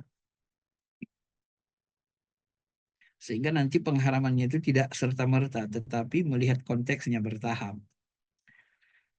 Laun tafsir yang terakhir ini laun namanya warna.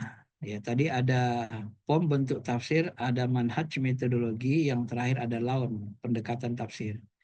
Pendekatan fikih, pendekatan filsafat, budaya lokal, ilmu, isyari, dan seterusnya.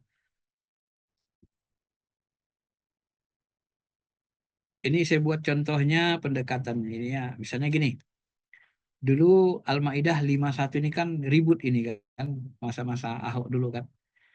Pemimpin non-Islam. Ya ayyuhalladzina amanu la tattakhidul yahud wan nasara auliya, ba'duhum auliya ba'd. Wahai orang beriman, jangan kamu angkat Yahudi dan Nasrani sebagai wali, aulia. Aulia ini bisa pemimpin, bisa teman dekat, bisa sahabat setia, bisa komunitas pelindung. Pelindung. Jadi banyak ini arti bahasanya. Karena orang Yahudi Nasrani ini sebagian mereka menjadi pelindung bagi sebagian yang lain. Siapa yang menjadikan mereka wali, maka sesungguhnya Allah tidak memberi petunjuk pada orang yang jalim. Nah, apa makna wali di sini? Ya. Ini kalau kita pahami, ini kan berkaitan dengan tak boleh menjadikan Yahudi Nasrani sebagai pemimpin. Nah, kalau kita memahami ayat ini dengan pendekatan ilmu fikih, maka kita harus melihat fikih siasah.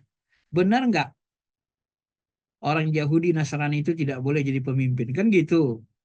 Kalau dilihat dari pendekatan ilmu fikih, nah ternyata ulama-ulama fikih ini mengatakan syarat-syarat menjadi pemimpin itu pertama ya dia punya bersikap adil, pengetahuan, sehat pendengaran, sehat tubuh, wawasan luas, nah, sampai 7 keturunan Quraisy. Ya, jadi kalau keturunan Jawa nggak boleh jadi pemimpin. Nah itu pula kan Al-Mawardi ini kan, yang beliau ulama klasik. Nah, Al-Ghazali menyebut ada 10 persyaratan jadi khalifah pemimpin. Baligh, berakal, merdeka. Ini pendekatan fikihnya. Nah ternyata di sini syarat-syarat yang mereka sebutkan dalam fikih siasat tidak ada syaratnya Islam. Apakah mereka ini tidak menyebutkan syarat Islam karena semua khalifah itu Islam sehingga mereka tidak menyebutkannya, sudah dimaklumi, atau memang Islam itu tidak menjadi syarat? Wallah alam. Bisa jadi mereka terlupa kan? Bisa jadi mereka terlupa karena khalifah itu semuanya beragama Islam, tidak ada yang non Islam kan gitu. Cuman dalam persyaratannya tidak ada di sini, tidak boleh non Islam. Islam baligh berakal nggak ada. Yang ada baligh berakal merdeka dan seterusnya. Kan nanti perselisihannya menjadi sengit kan.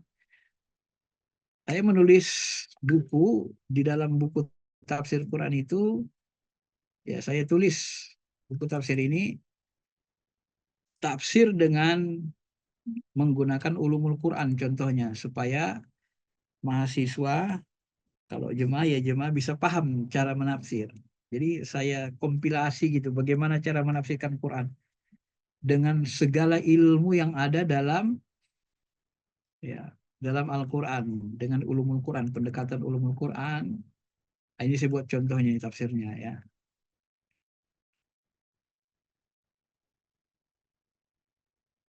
Di bab terakhir saya buat gini Pak. Ini contoh aplikasi tafsir menggunakan ulumul Quran. Nah, ayat yang tadi ini banyak cara kita menafsirkannya. Pertama kita lihat dari asbabun nuzul. Kalau dari asbabun nuzul, Umar pernah ya. Kalau dari asbabun nuzul ini terjadi debat antara Abdullah bin Salul bertengkar sama Ubadah bin Somit. Kata Ubay bin Salul ini, Ubadah ini orang soleh, kalau Ubay bin Salul ini orang munafik. Ketika mereka bertengkar, Ubadah bilang, saya memiliki banyak aulia,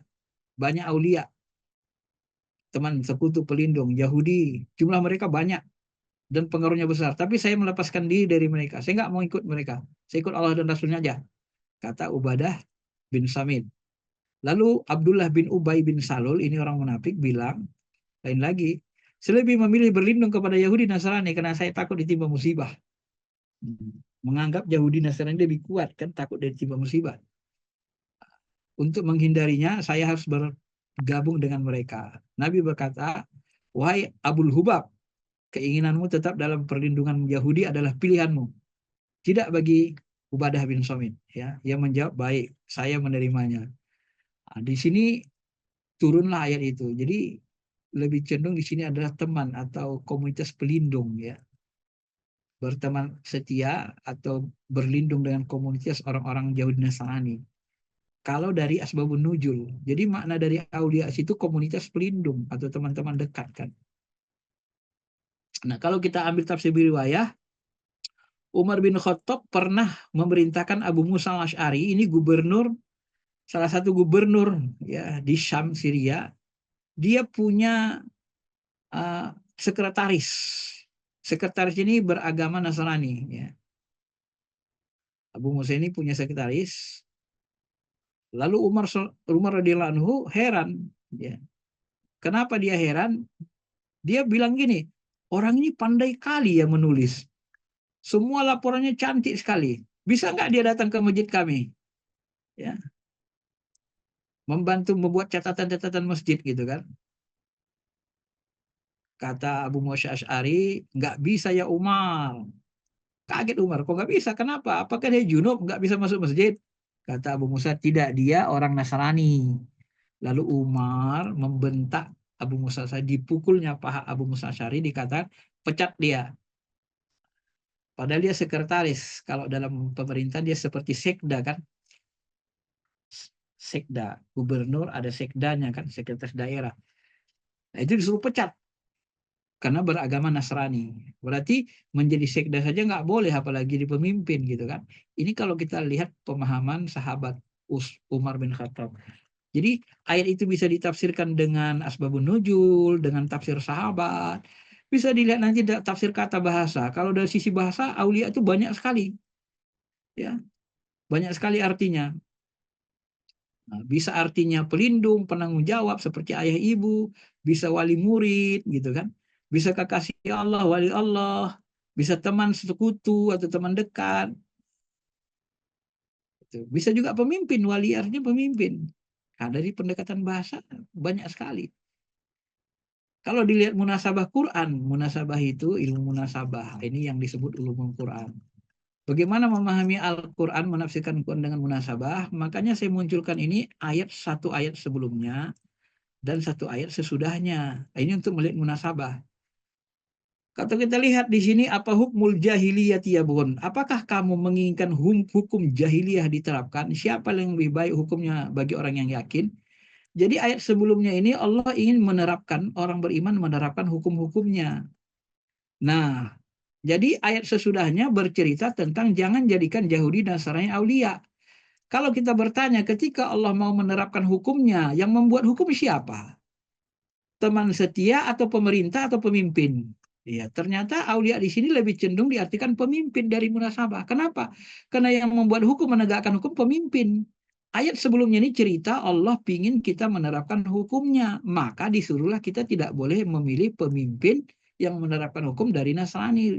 Yahudi Nasrani. Kenapa? Kalau pemimpin kita Yahudi Nasrani, nggak mungkin dia mau berhukum dengan Al-Quran dan hadis, memakai Quran hadis, kan begitu. Maka di sini aulia ini dari sisi munasabah lebih kuat, artinya adalah sebagai pemimpin. Dihubungkan dengan ayat sebelumnya. Munasabah itu keterikatan. Ada keterkaitan dengan ayat sebelumnya. Jadi dari sisi munasabah, lebih tepat diartikan itu adalah, dimaksud wali itu adalah pemimpin. Nah, gitu kan. Dia pemimpin. Nah, baru ditafsirkan dengan laun, pendekatan ilmu fikih. Ini tadi. Ternyata di sini tidak disebutkan bahwa yang menjadi pemimpin itu khalifah wajib orang Islam.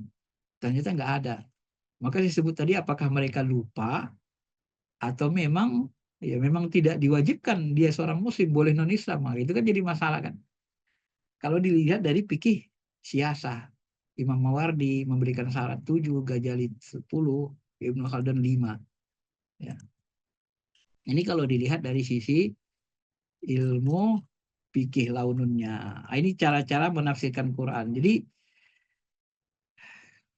menafsirkan Quran ini banyak sekali ya caranya, ilmunya yang harus kita kuasai, termasuk menafsirkan Quran dengan ulumul Quran tadi, ilmu munasabah, bisa juga dengan pendekatan itu, atau dengan ilmu nasikh mansukh.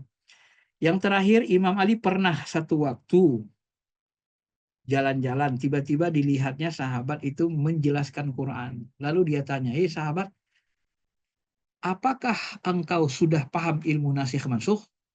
Belum ya Ali. Wah, kalau begitu bahaya. Nanti kamu sesat dan menyesatkan. Kenapa? Karena orang yang mengajarkan manusia Al-Quran, dia tidak paham mana ayat yang sudah dimansuh, yang sudah dihapus hukumnya, nanti dia otomatis menyesatkan Quran. Menyesatkan orang beriman, Pemahamannya terhadap Quran bisa sesat. Maka dari situlah nanti diwajibkan kita mengetahui ulumul Quran. Jadi untuk menafsirkan Quran harus paham juga kita ulumul Quran. Di Indonesia ini, saya mohon maaf ya, saya perhatikan termasuk ulama udah doktor. Ketika menafsirkan ayat-ayat mutasyabihat, dia tidak mengerti metodologi atau ilmu muhkamat dan mutasyabih. Ya, ilmu muhkamat mutasyabih itu bagian dari umul Quran. Harus paham kita bagaimana cara metodologi menafsirkan ayat-ayat mutasyabihat. Nah, di Indonesia ini banyak orang yang tidak mengerti ilmu itu, tetapi sehingga nanti ketika membahas, menafsirkan ayat-ayat mutasyabihat, dia tidak pakai kaedah ulumul Quran, ilmu berkaitan dengan mutasyabihat dan muhkamat itu. Misalnya ya Allah fawqa aydihim, tangan Allah di atas tangan mereka. Itu kan ayat mutasyabihat. Bagaimana kaedah mutasyabihat ini tidak dipahami, sehingga nanti dia tafsirkan Allah itu pasti punya tangan katanya. Cuman tangannya nggak sama dengan tangan kita. Berarti Allah itu berfisik. Sama dengan perkataan kucing itu punya tangan, tapi tangan kucing tidak sama dengan tangan manusia gitu kan. Berarti berfisik. Nah, ketika kita sebut Allah berfisik punya tangan, maka jatuhlah kita nanti ke dalam akidah mujassimah, menjisimkan Tuhan, mengatakan Tuhan punya jisim, ada jisimnya, ada fisiknya gitu. Padahal zat Allah itu tidak berfisik. Tidak ada ulama Ahlussunnah wal Jamaah yang mengatakan Allah punya fisik. Nah, itu yang membahayakan itu. Padahal ayat mutasyabihat itu lapasnya berbeda dengan maksudnya gitu. Ketika Allah melapaskan alif lam mim itu bukan artinya alif lam mim. Jadi lapasnya dengan maknanya bisa beda gitu. Itu ayat mutasyabihat begitu ilmunya. Jadi ketika dia lapaskan tangan Allah di atas tangan mereka, maksudnya bukan tangan fisik, lapasnya tangan, tapi maksudnya bukan itu gitu. Itu kaedah ilmu mutasyabihat. Ya, makanya ulumul Quran itu pun sangat dipentingkan untuk memahami Al-Quran itu sendiri gitu. Kalau kita tidak memahami ulumul Quran, bagaimana ulumul Quran aja kita nggak ngerti, bagaimana kita memahami Quran, kan begitu. Itu yang membahayakan sering. Termasuk nasikh mansukh seperti kata Imam Ali tadi. Baik, saya kira itu saja penjelasan saya Bapak Ibu. Ya, metodologi tafsir dan bagaimana memahami Quran. Kita ringkas sedemikian rupa, mudah-mudahan bisa dipahami. Kalau ada yang belum paham, boleh bertanya. Silakan. Ustadz, saya bacakan satu pertanyaan dari Mbak Heti nih. Ini sepertinya terkait tuh tadi dengan konteks yang Ustadz sampaikan, harus punya ilmunya itu ya. Jadi pertanyaannya, sudah selesaikah ilmu penafsiran Al-Quran ini? Masih bolehkah menafsirkannya sekarang dan di masa yang akan datang? Di mana apakah itu beda perannya dengan ijtima? Itu ya pertanyaan pertama. Yang kedua, ada istilah tafsir kontemporer. Maksudnya sekedar bahasa penyampainya saja untuk lebih dipahami, tetapi kontennya prinsipnya sama, begitukah?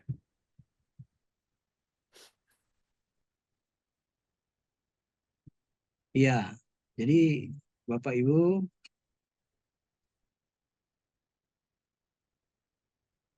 yang pertama pertanyaannya tadi, sudah selesaikah tafsir Quran? Ya, perlu kita ketahui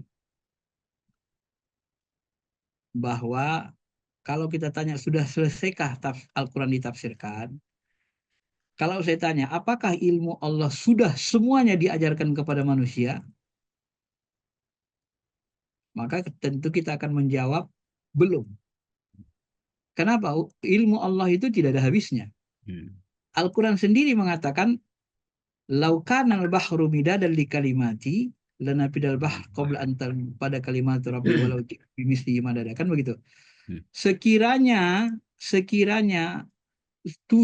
lautan itu jadi tinta untuk menulis ayat-ayat Allah, firman-firman Allah, ilmu Allah, maka 7 tinta lautan itu akan habis. Walaupun ditambah 7 tinta lautan juga habis, nggak bisa. Artinya ilmu Allah itu terus berkembang, ya, terus berkembang. Maka Al-Quran itu dari zaman ke zaman nanti ada ketemu tafsir ilmi yang baru. Terus menerus ada dia nanti. Makanya nanti kalau kita misalnya melihat Al-Quran, orang Yahudi ada yang masuk Islam. Kenapa dia masuk Islam? Ternyata disebabkan, ya, disebabkan apa? Disebabkan dia menafsirkan ayat Quran berkaitan dengan yang terbaru itu berkaitan dengan iddah. Wal mutallaqatu yatarabbasna bi anfusihinna salasata quru. Ya, hendaklah perempuan yang mereka dicerai suaminya hendaklah beriddah selama 3 kali quru. Nah, disuruh dia beriddah 3 kali quru. 3 kali quru 3 bulan atau 3 kali haid, 3 kali suci. Nah, bisa 3 kali kotor, 3 kali suci gitu kan. Nah, ini dia misalnya. Ini gara-gara ini Robert Gilham dia masuk Islam. Ya. Perempuan yang ditolak hendaklah menunggu 3 kali quru. 3 kali quru sekitar 3 bulan. Dia teliti kenapa perempuan ini yang dicerai suaminya harus menunggu 3 bulan, 3 kali quru. Kenapa nggak sebulan aja? Kan tentu ada hikmahnya. Nah, setelah dia diteliti, Robert Gilham ini, pakar genetika di Albert Einstein College Society, ini banyak di berita, dia bilang setiap kali istri berhubungan dengan suaminya, maka suami itu meninggalkan sidik khusus. Dia ada punya sidik khusus. Di kemaluan istrinya itu ada sidik khusus. Ada tanda khusus. Dan tanda khusus itu hanya bisa hilang selama 3 bulan. Atau 3 kali haid. Kalau nggak 3 bulan nggak hilang dia. Itu menghilangkan tanda khusus itu. Jadi pasien-pasien dia yang muslimah di Afrika, dia ahli kandungan, nah yang mau melahirkan yang apa, itu dia lihat rata-rata memiliki 1 sidik dari suaminya. Karena ini muslimah, orang Islam. Sementara orang non-Islam, perempuan non-Islam Amerika itu rata-rata memiliki 2 dan 3 sidik laki-laki. Jadi rata non-Islam Amerika itu perempuannya berselingkuh, ya, berzina dengan 2 atau 3 laki-laki. Nah, ketika dia teliti isinya, ternyata isinya ada 3 sidik. Berarti isinya selingkuh. Ada tanda 3 di kemaluan istrinya. 3 tanda titik laki-laki di kemaluannya. Makanya diperiksanyalah anaknya, gennya, diperiksanya. Ternyata 3 anaknya itu 2 anak selingkuhan, 1 yang sama, apa istilahnya itu, gennya itu sama dengan dirinya. Jadi yang anak asli dia adalah satu orang, yang dua lagi anak selingkuhan. Akhirnya dia ceraikan istrinya, dia bersyahadat. Lalu dia katakan hanya Islam yang menjaga martabat perempuan, dan dia yakin perempuan muslimah lah yang paling bersih di dunia ini, di muka bumi. Ini sejak tahun 2012 ditemukan ini sama beliau. Ini banyak di berita, salah satunya sumbernya ini saya ambil. Nanti kalau Bapak searching di Google juga akan ketemu ini ayat ini. Jadi dia menafsirkan ini dengan saintifik gitu. Kapan itu ketemu? Ya di abad kita tahun 2000-an kan, 2012, 2010 baru ketemu tafsirnya seperti itu. Jadi sudah bisa diketahui oleh saintifik istri kita selingkuh atau tidak bisa diketahui dari alat kelaminnya. Karena alat kelamin laki-laki katanya meninggalkan sidik tanda di kelamin perempuan apabila dia mengadakan hubungan seksual. Nah, itu tafsirnya, kan itu luar biasa kan, tafsir saintifik modern. Itulah mukjizat Quran. Jadi kalau menurut saya berdasarkan hal ini, tafsir itu tidak pernah habis. Maka sebagian jemaah kita pun sering mengatakan, Ustadz saya kok baca Quran tahun ini dari awal sampai akhir saya pahami, saya baca lagi tahun depan dari awal sampai akhir saya pahami, itu beda terus pemahaman yang saya dapat, katanya nggak sama. Terus ada pemahaman-pemahaman baru yang dia peroleh, walaupun ayat sama. Terus itulah kehebatan Quran itu. Ya, maka kalau menurut saya tidak ada selesainya.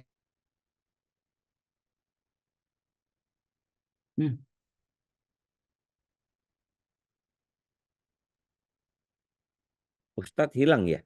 Terlempar kayaknya. Menurut saya, Nah. menurut saya tidak ada selesainya Oh, karena betul. memang ilmu Allah itu tidak pernah habis kan. Ya terputus tadi. Karena ilmu Allah tidak pernah habis, jadi tidak ada selesainya. Terus ada saja penafsiran-penafsiran baru.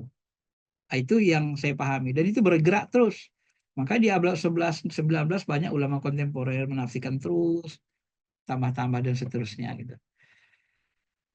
Kemudian pertanyaan berikutnya tadi, Maaf Ustadz, yang terkait tadi apa bedanya dengan ijtima perannya? ijtihad. Ya, Kalau mungkin yang ya, dimaksud ijtihad ya. ijtihad bukan ijtima. Ya. Beda perannya dengan ijtima. Kalau ijtima itu artinya ijtima kan berkumpul.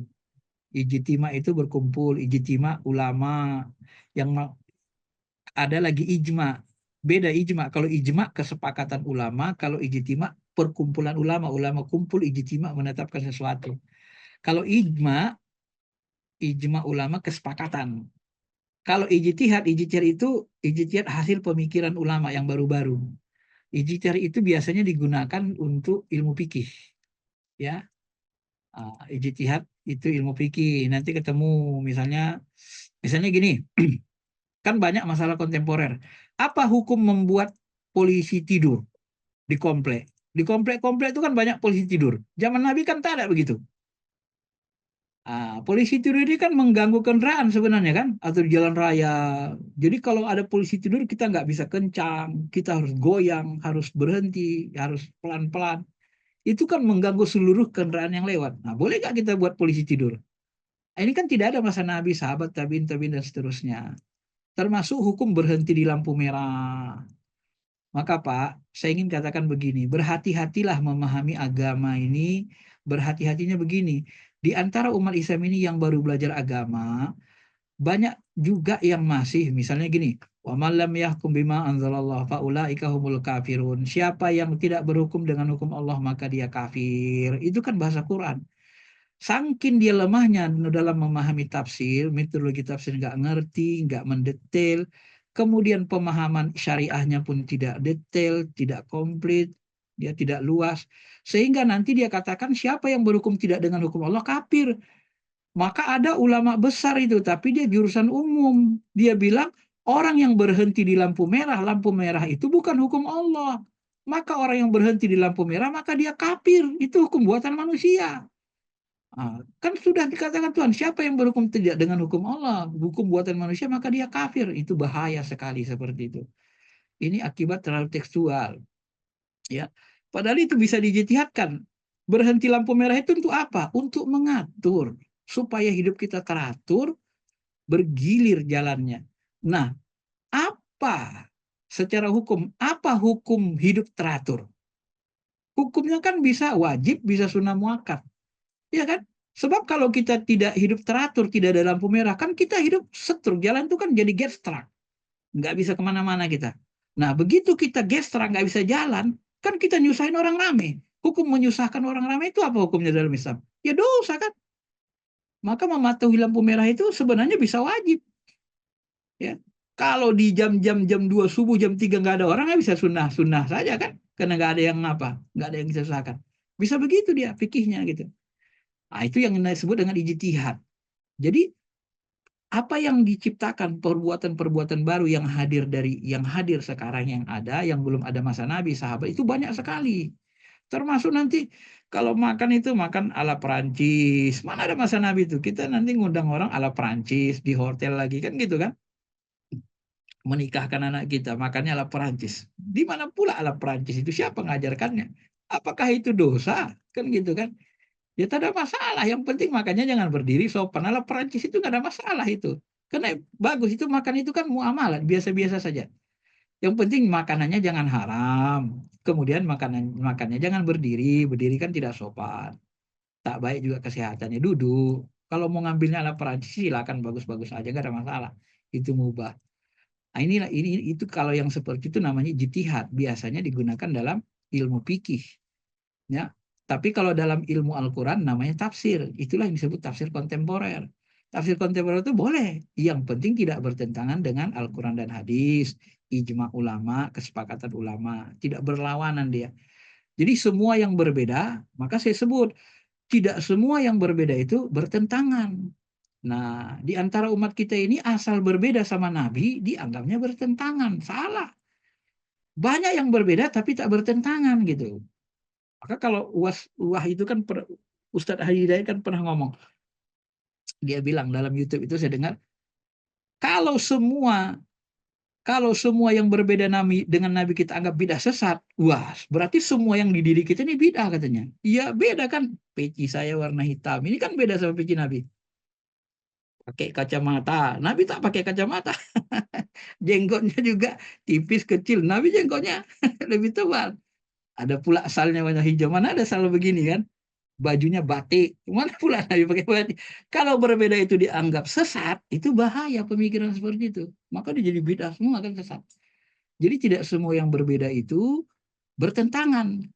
Nah, ada yang berbeda sekedar berbeda, tapi tidak menabrak, tidak bertentangan, tidak melawan dia. Ada yang seperti itu. Nah, inilah dalam tafsir. Akhirnya ketika kita mahir dalam tafsir nanti, berimbas kepada memahami ayat masuk ke dalam dunia hukum Islam. Oh begini cara memahaminya. Jadi tidak banyak kesalahan gitu. Ya. Ada istilah tafsir kontemporer, maksudnya sekedar bahasa penyampaian saja. Prinsipnya sama. Ya, salah satu kontemporer itu begitu. Jadi kita lihat kalau tafsir kontekstual bahasanya, kontemporer itu salah satunya tafsir kontekstual. Konteks hidup kita hari ini begini.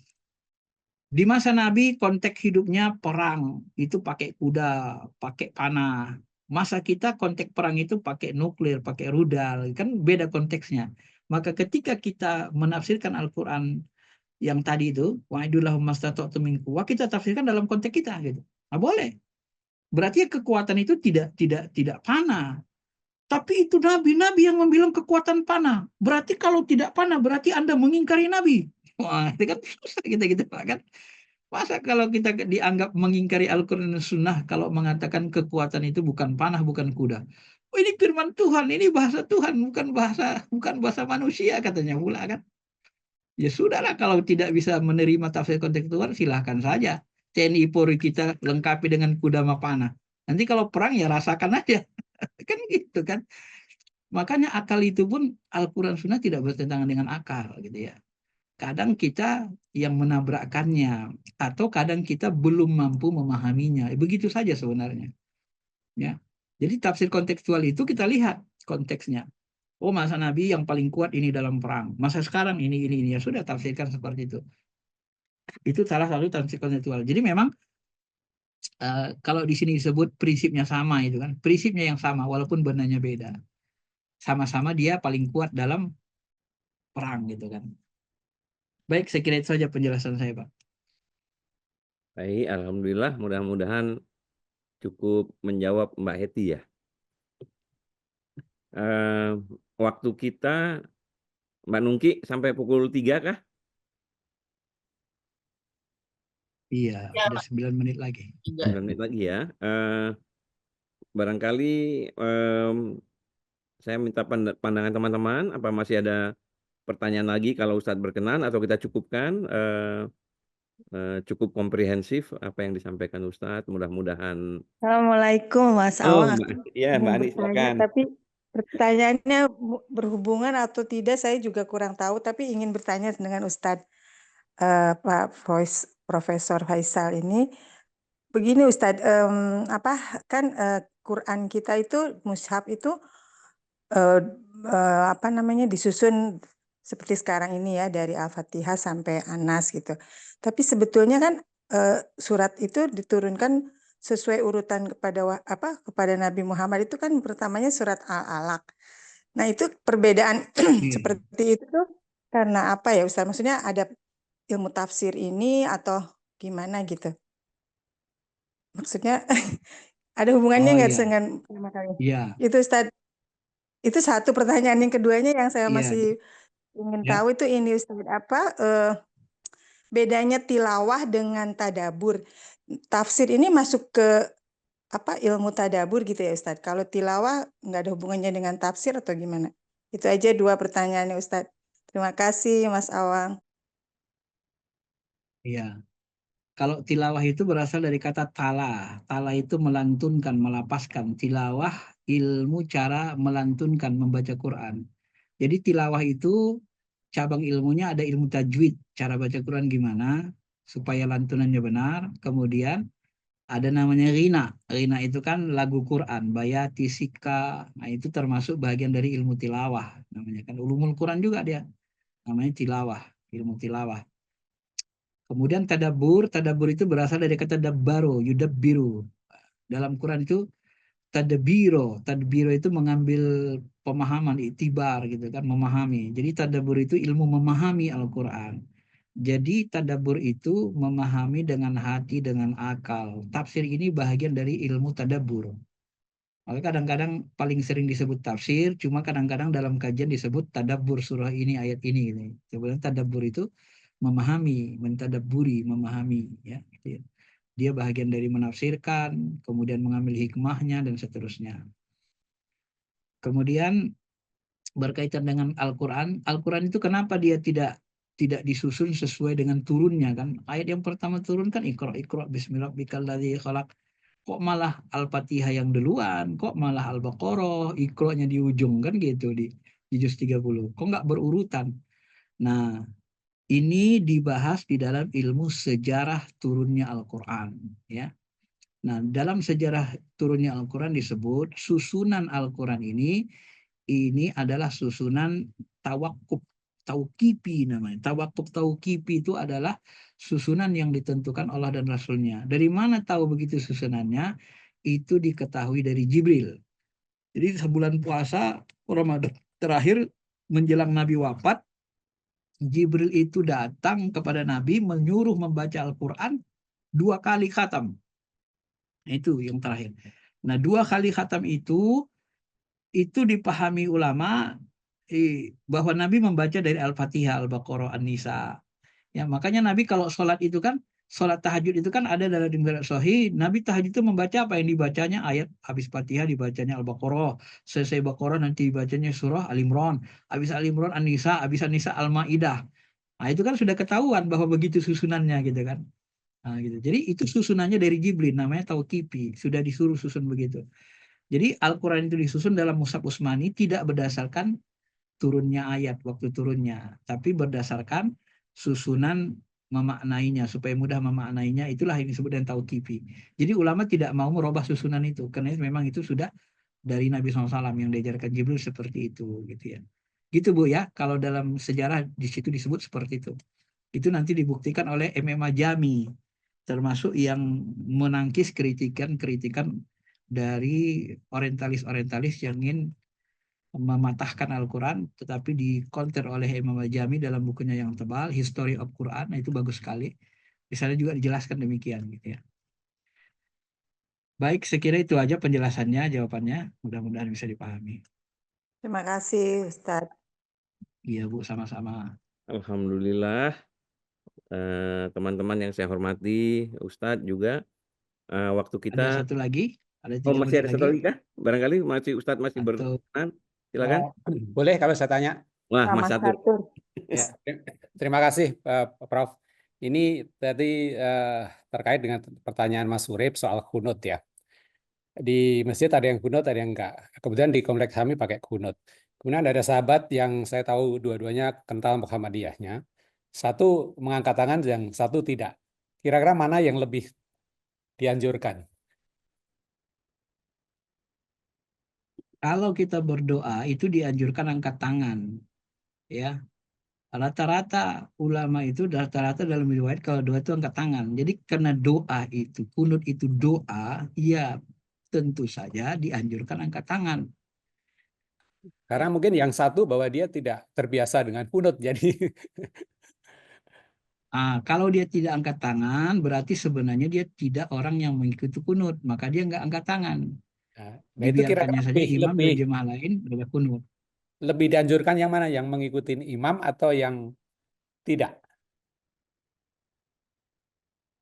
Nah, ini kalau yang begini jawabannya kan ini masalah puru, ini tergantung keyakinan kita saja, Pak. Kalau Oke, Bapak baik. tanya saya pribadi ya, kalau Bapak tanya saya pribadi, saya sering berkunut. Kenapa sering berkunut? Karena salah satu tempat mustajab doa itu adalah di antara berdiri dan ruku. Itu tempat mustajab doa. Makanya Oh. Nabi kunut najilah mengambil doa di situ. Tempat mustajab doa itu banyak. Sesudah sholat, fi kulli duburi sholat, sesudah selesai sholat, di sujud terakhir, kemudian di antara Iqomah berdiri ya. dan ruku, di Kalau antara antara azan dan ajan dan iqomah, iqamah. Iya, termasuk. Itu oke. tempat-tempat mustajab doa. Makanya saya doa kunut itu karena artinya bagus dan ada riwayatnya, saya berkunut. Apa artinya coba?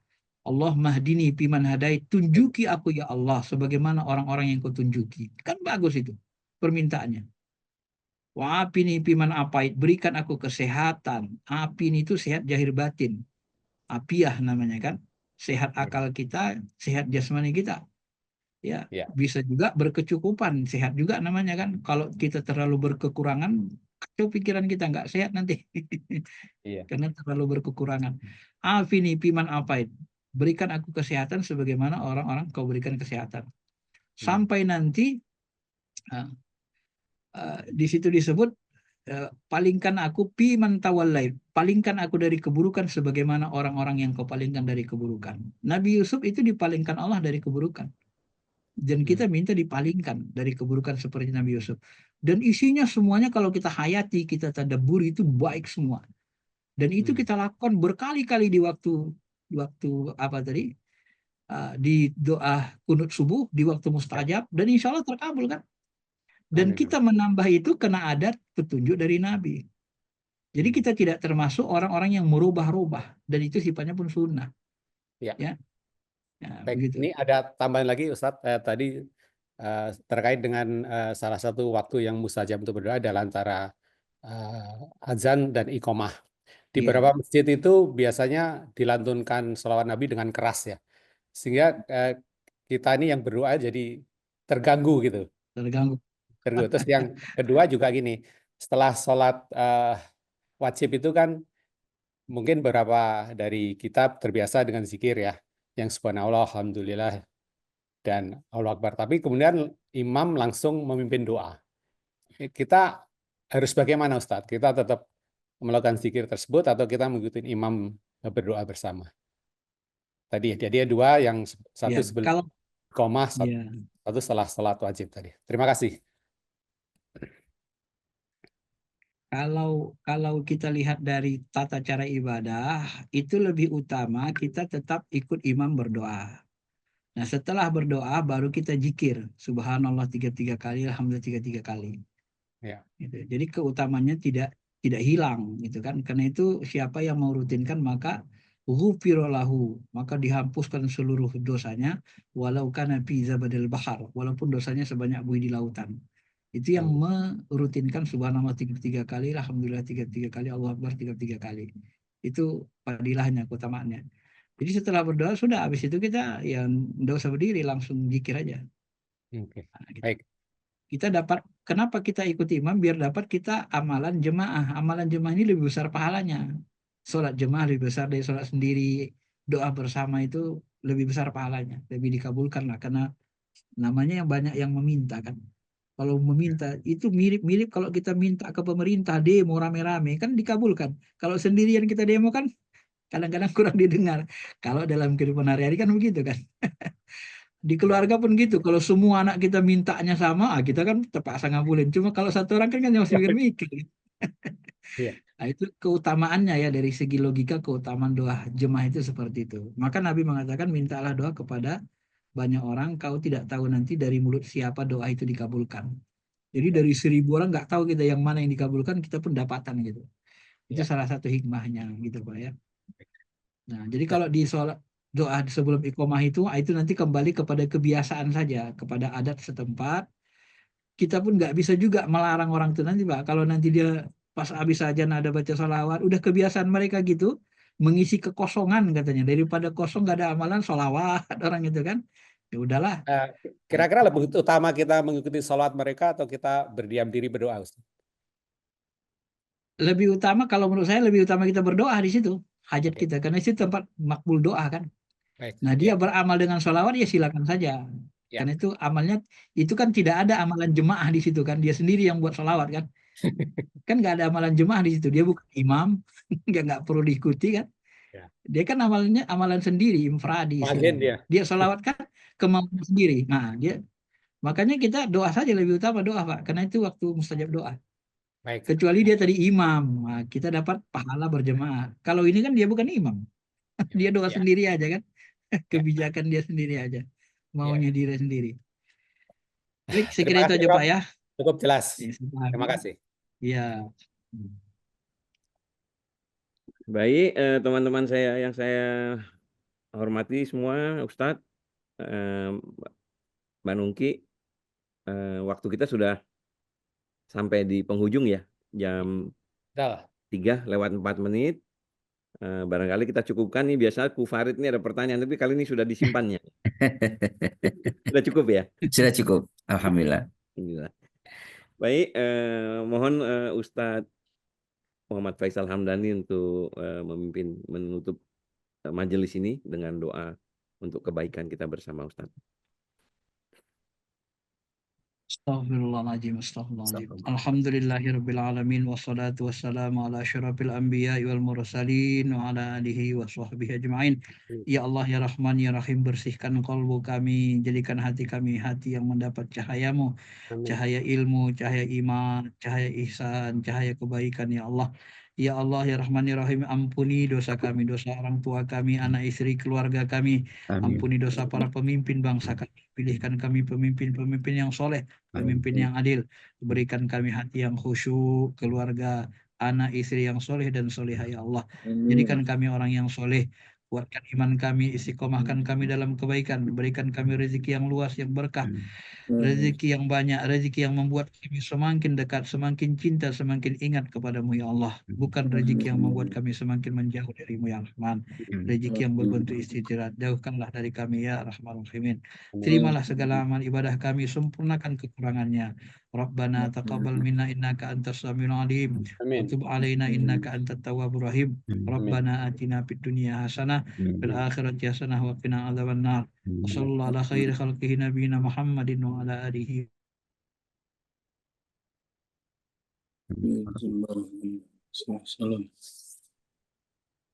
Terus suaranya.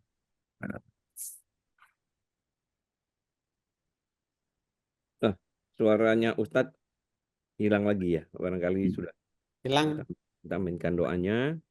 Baik, teman-teman sekalian, alhamdulillah terima kasih untuk kehadirannya. Mudah-mudahan apa yang disampaikan guru kita tadi membawa manfaat barokah untuk kita semuanya. Amin. Mari kita tutup majelis kita dengan doa kafaratul majelis. Subhanakallah wa Wa bihamdika, asyhadu an la ilaha illa anta, astaghfiruka wa atubu ilaik. Lebih kurangnya kalau ada yang kurang di sana sini saya mohon maaf. Yang sempurna hanya milik Allah, yang kurang datang dari kami secara pribadi. Amin. Bila taufik wal hidayah.